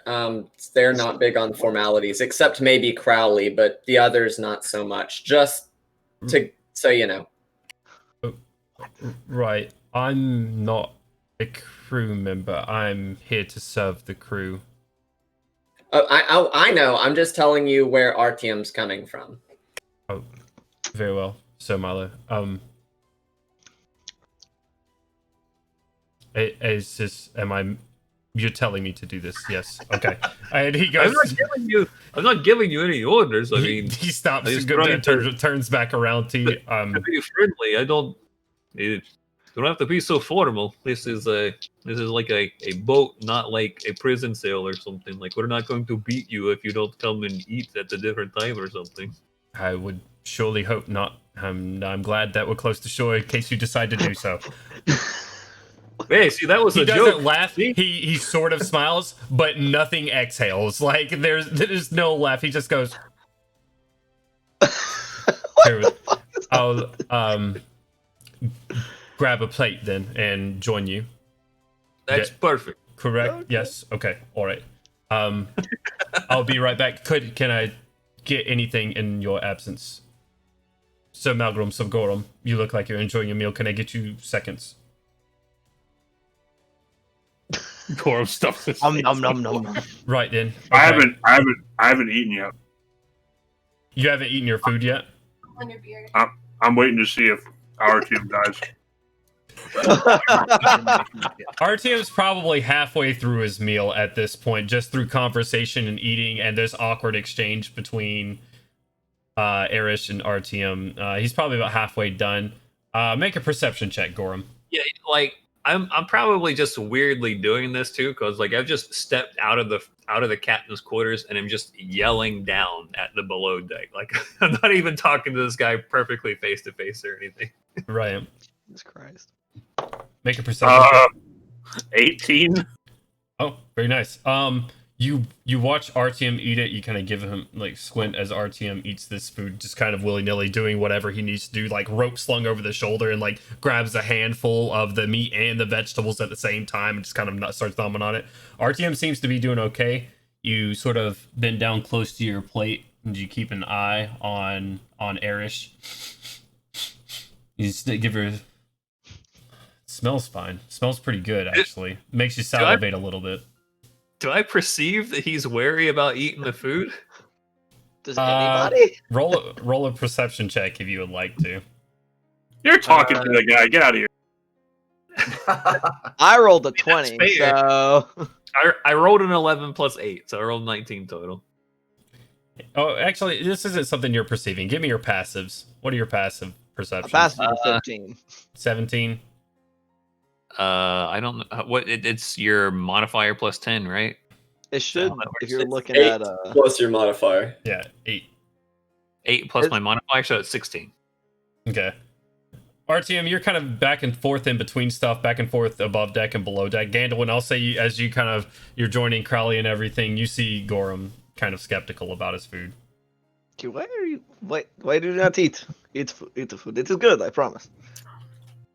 Is It there a might even ginger? be a little better than the meat tornado guy, which is pretty impressive. So, if I may, Gorham, if this is not to your liking, I can prepare something else. I do apologize if I've offended you with the meal.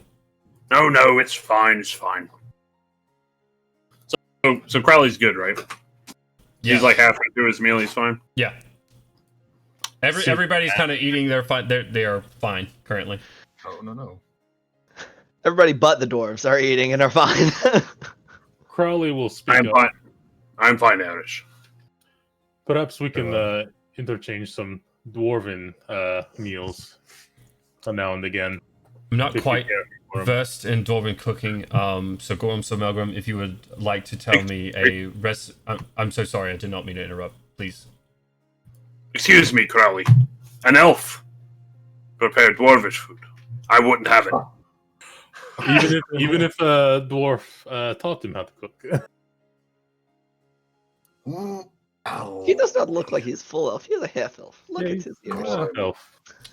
Indeed, I am. If this is some concern regarding what I am, I promise there's no ill will, at least on my part. I do apologize. As I said, you are fine.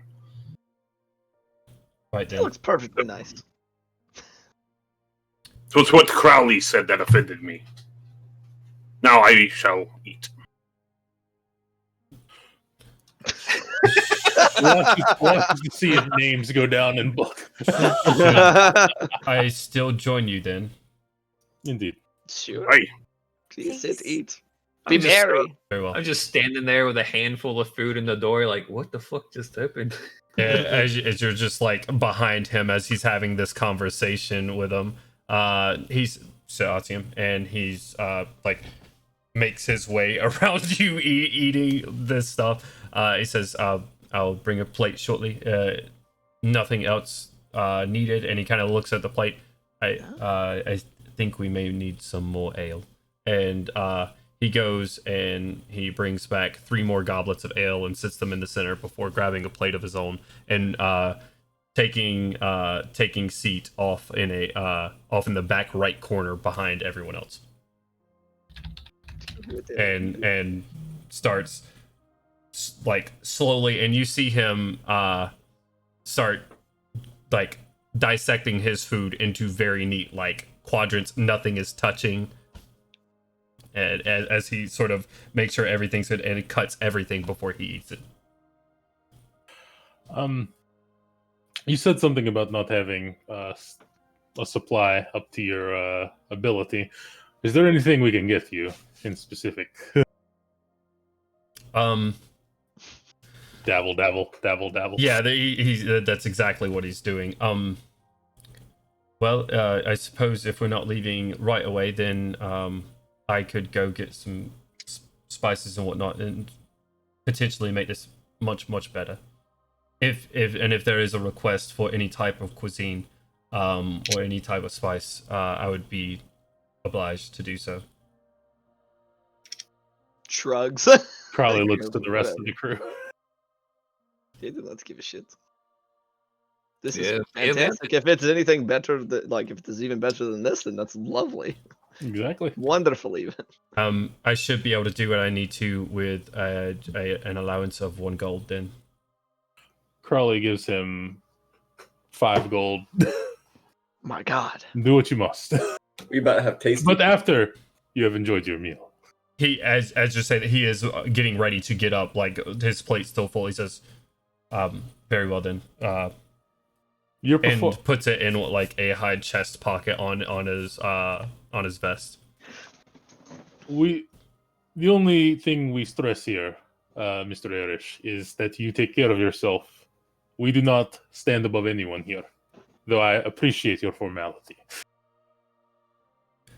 Well, I do apologize if I come off as incongruent, but this is me. I enjoy serving. It is what I'm here for.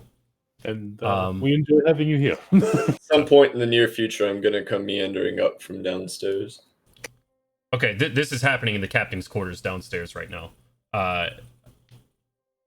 You're muted. Yeah, you're muted. I didn't hear what you said. I thought the captain's quarters was upstairs, like attached to the deck. Oh, Well, at some point in time, I'll come meandering to the captain's quarters, wherever it is. Okay. When you do, he stands up and offers his seat to you. Hey, I got something that could make dining a little bit better. Hold on. And place like a tiny metallic box in the center, give it a couple taps, and it starts playing like a kind of gentle ambient melody type deal. Squints that box. Very. Music. Right? Good? I thought so. I appreciate it, Mama. This definitely. It is good to hear something beautiful while enjoying a good meal. Very brilliant, Sir Milo. Thank you. Golf clap from the back. Sure. So, what's going on? What we discussing? While I guess Irish is going to fetch some his preferred supplies, shouldn't we determine where we are going? Indeed. Erish is going to gain some more supplies for his particular cooking ability. How was the food, Milo? Oh, food was great. I barely tasted it though. I was kind of in a hurry trying to get everything set up. Are you getting spices? Indeed, I am.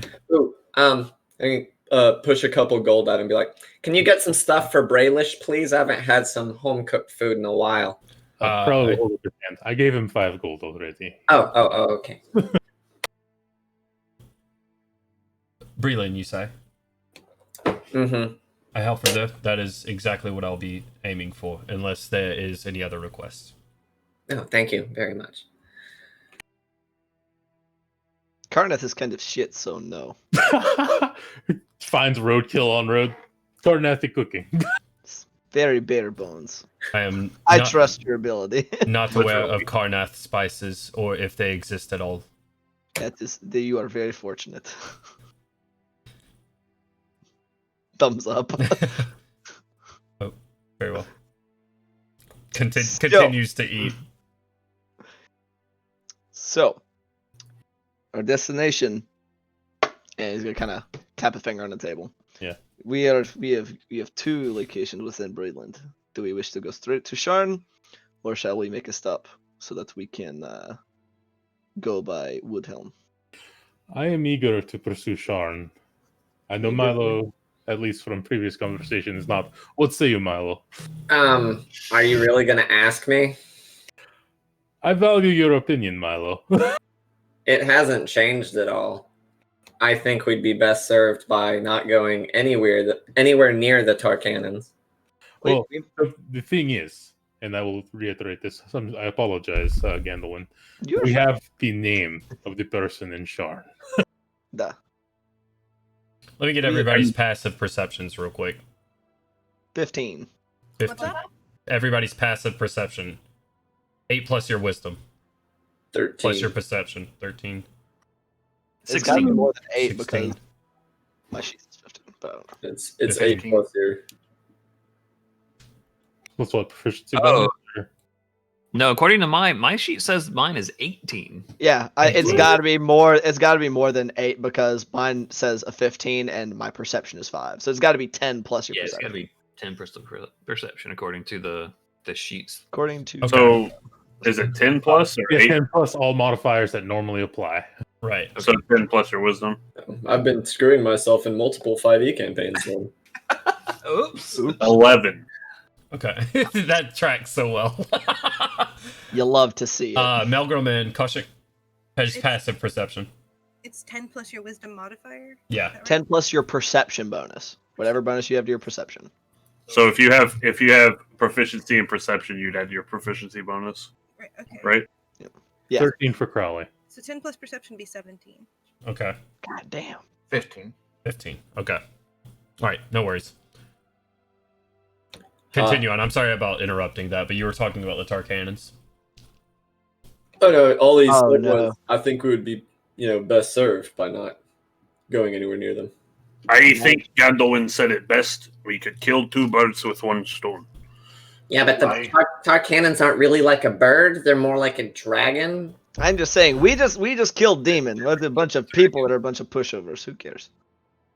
It'll be all right. All right, Look, wait, you can't spend your whole life running from your problems. You got to deal with them at some point. If we That's kill enough debatable. of them, they'll probably give up. that's a challenge. You're always telling me to take on challenges. Running for my whole life could be a noble one. No, yeah, A the noble is kill challenge. the bastards. Standing up to your foes. Yeah, Crowley's kind of leaning forward like this, just listening. The last time we stood up to our foe, we exploded it. So let's just go explode these people. You make me that armor, and I'll make sure you don't die. There you go. That seems like a very even trade. Oh man. I mean, I'm outvoted anyway, so, and it's not like I'm gonna try and run off without you guys. I'd super fucking die. We've got this. This is easy. Piece of cake. Milo, Well, Milo, going do to you need to roll a deception check? Who? Milo, I'm asking if you for telling them that you wouldn't run away. No, I'm saying I wouldn't run off without them because I would die. Like, I'm asking. Still, do you need to roll a deception check on that? no, he's Okay. terrified to go anywhere All right. without them. I'm just wondering. Are we going to go around the continent to Sharn, or are we going to slip through the Lake forever. Galifard to Passage and then take a lightning round of Sharn? I think Yeah, slipping through would be best. Yeah, we have maps. It is this going all the way around would take forever. I'm not familiar with boats, but I mean that is a lot of land. Just kind of like tracing around the edge of Corvair. We go here. He finds like wherever passage is, like Artyom was saying. It's like we go here, we leave boat. We either I guess we leave Erish to mind it so it does not just get stolen by ruffians. I know nothing about this. I would We'll take- absolutely care for the ship. I'm so sorry, Sir Crowley. We'll take our time to get to know you on this voyage, and we will see how best to leave the ship in your care or not. Yes. We leave ship in Nod his head passage. slightly. Take lightning rail, and either I guess if you would like, we can go straight to Sharn, deal with things there. Take a boat up this river to Woodhelm, deal with that, and then make our way back to passage as we will. Easy peasy. Whenever Erish finishes his meal and looks like he's about to leave, Crowley will escort him to the edge of the boat or out of the room. Okay. You guys sort of finish up your meal. He immediately he's waiting on everybody else to get up. And start leaving. And as soon as people start getting up and going back to their quarters or above deck or anything like that, he starts picking up plates and gathering them together. And he stacks all the plates together. And if any of you are still sitting down, or madam, are you finished? Can I take this? And he's very meticulous about what he's doing, and he's always very careful to not overreach. Even over the table himself, he's not reaching over you to grab something. He is either waiting for you to get up and take your leave, or he is asking permission to do so. So he gathers up these dishes, and you ask for him above ship when he's done. Yes. Okay. Certainly so. As soon as I have these washed, I'll be right up. It will be very short, I promise. And he takes them back and takes them back towards his quarters. And Crowley's just going to be up in dock, probably like at the end of the ship, kind of looking at the dock, just looking over Flamekeep and considering it. Okay. He and it's getting about probably 6 or 7 p.m. It's starting to get dark, actually. You guys have spent most of the day preparing. It looks like you guys are going to start sailing at night, if you are to start tonight.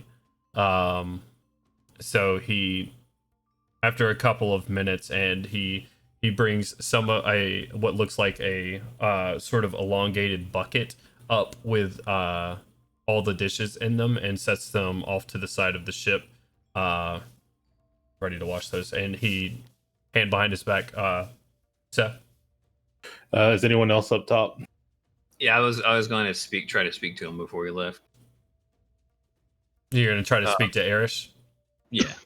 Before he left? Erish, Yeah. before you go, this might be a long trip. You might be in there for quite a few days, so I like give him 5 more gold and like, go get something if you need it for yourself.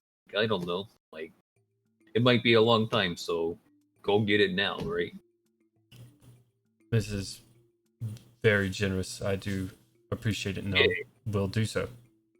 All right. Well, thank you. Yep. And he steps off to the side and like leads the path to upstairs or wherever you may be going. Right. Okay. He makes his way up to the top. So Crowley, before I make my leave to the market, you had something to we needed to speak. Yes. Crowley's gonna look around, see if the top deck is empty, because he made sure they were far away, like near the end of the boat. I'm just gonna go out to the prow of the deck with Bill and start doing the ritual to speak to him for a little while, and basically tell him, "Don't fucking jump off the ship, man. Don't make this a fucking problem for me." You're casting Speak with Animals? Yeah.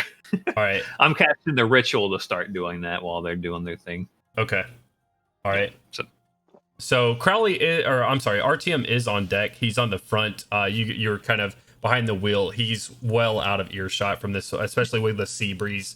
And it is so nice right now. You just feel that warm sea breeze kind of blowing in through Flamekeep. The sun starts to set, and you see sort of those purples and blues start to set through the atmosphere. It's very nice out right now. So yeah, Crowley's got his like hand on the wheel, and he's kind of like just watching out. And when air approaches, he's going to kind of thoughtfully say, "You asked before if we had any preferences for meals." Of course. Do you perhaps know cooking in the Kyrie way?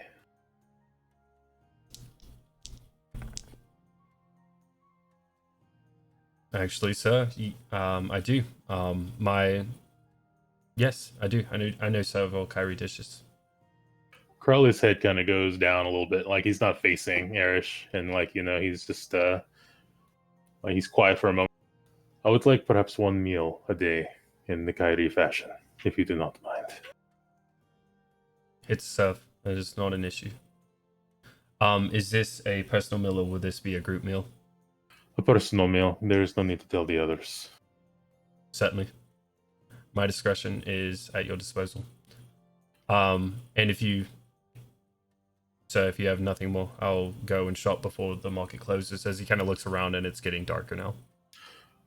Crowley's kind of quiet for like a very brief second. He's like, "Yes, that will be all. Thank you, Erish."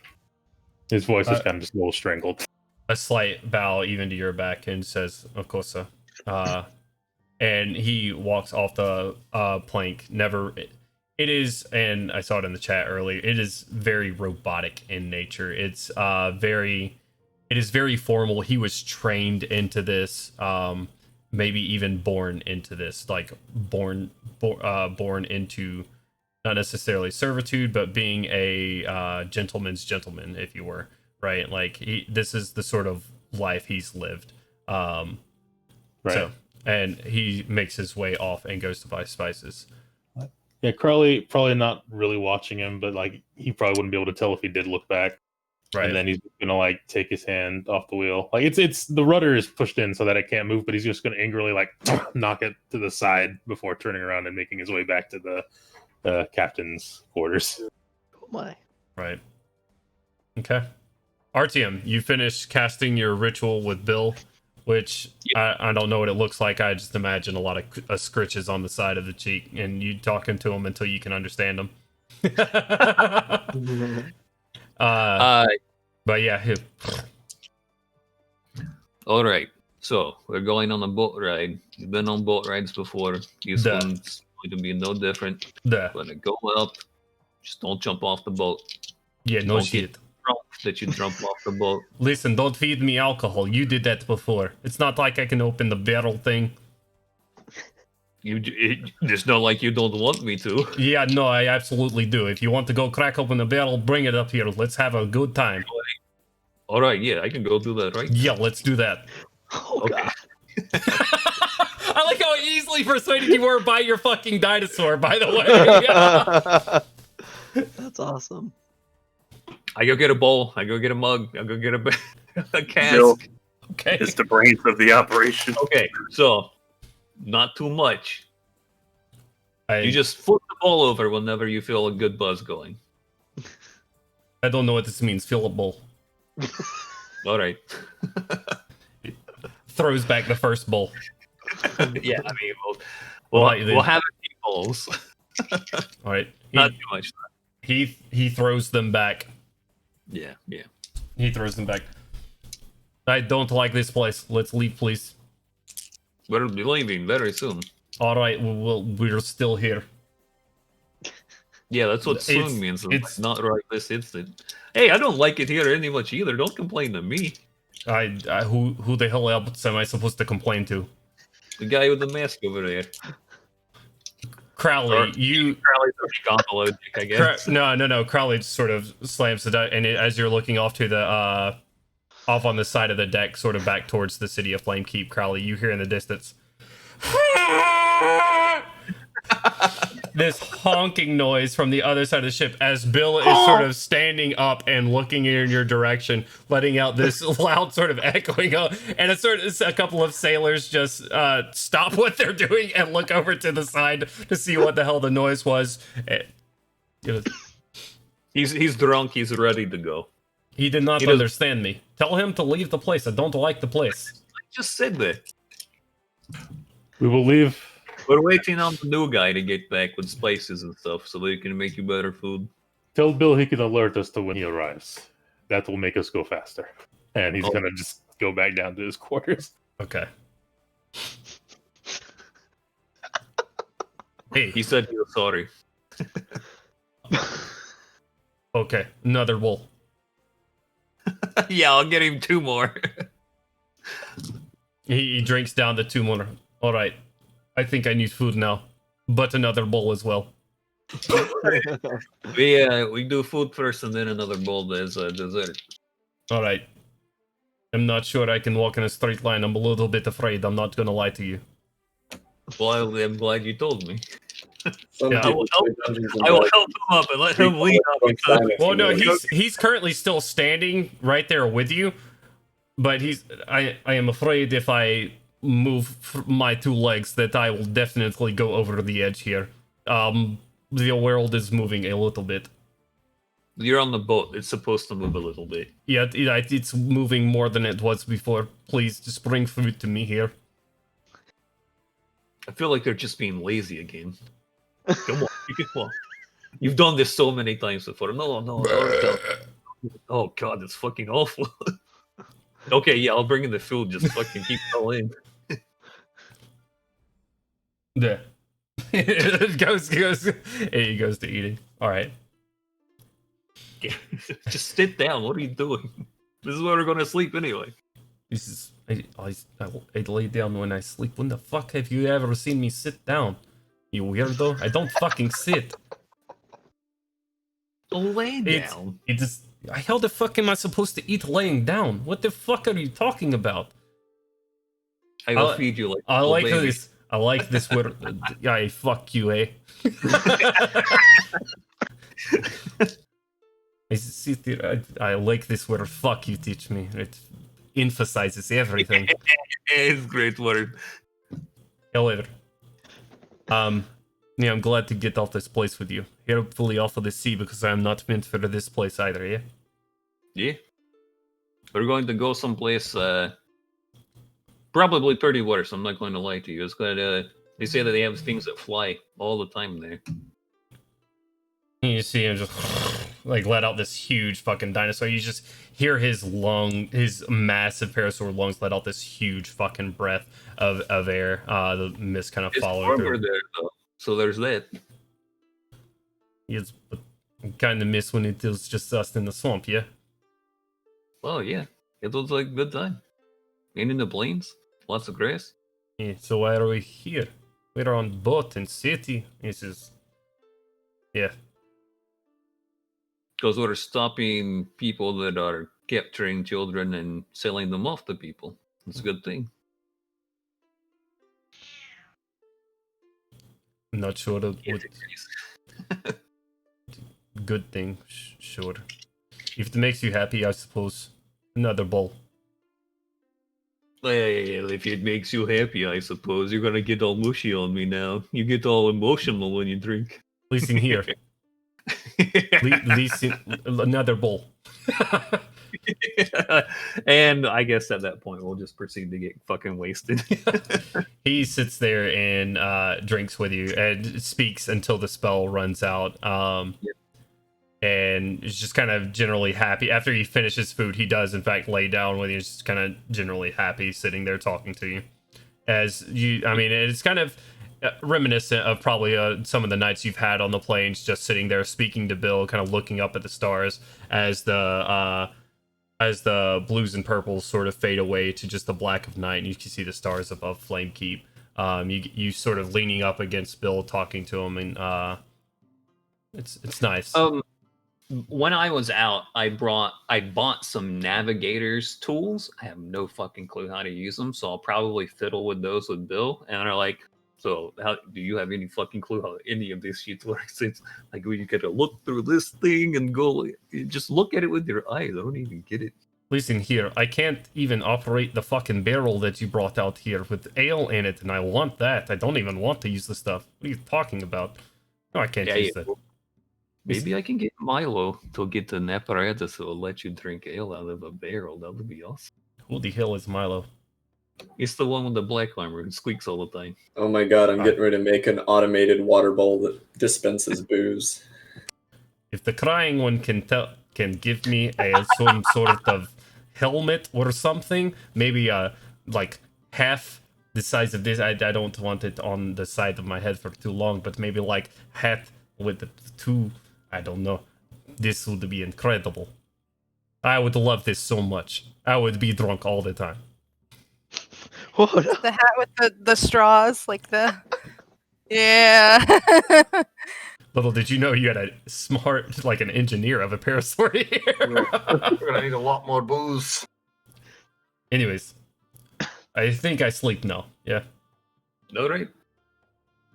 Well, you have a good night. I'm going to go, Yep. Artyom's nice and drunk and preparing himself to harass their new steward for being so uptight for the rest of the night. Okay. You guys do not your in last... a mean way, though. You guys do your last preparations as the night comes along, making your decisions whether or not you want to sail out tonight or tomorrow morning. The night is nice for those that come above deck. It is nice. It's cool. And while Flamekeep has been kind to you, it is time to go on and do what you were meant to do and go get closer to your own personal goals as well as a group goal that you have now, moving to Passage and then to Sharn itself. Milo, the thought coming to you that something you've ran from so long, you are now going towards or potentially going towards, and the ways that you could potentially convince this group not to do that, all the different ways that you can convince them not to do, just sort of racing through your mind as you set up your station. You guys enjoy the night. Say your mental goodbyes to Flamekeep and the purpose it served and the people you've met, and you make your way through the night. And that is where we're going to end tonight's session. Thank you so much, everybody, for tuning in. I really had a good time this session, and of course, as always, thank you guys for playing with me. I always have a blast. This is a particularly good role play session. Not a lot of combat. Sorry for anybody who tuned in for combat. Go watch the other episodes on our YouTube though, for if you want to see combat. So much combat. Thank you guys so much. I really appreciate it. For everybody tuning in. Make sure to drop a follow if you haven't already, and we're out of here. Much love.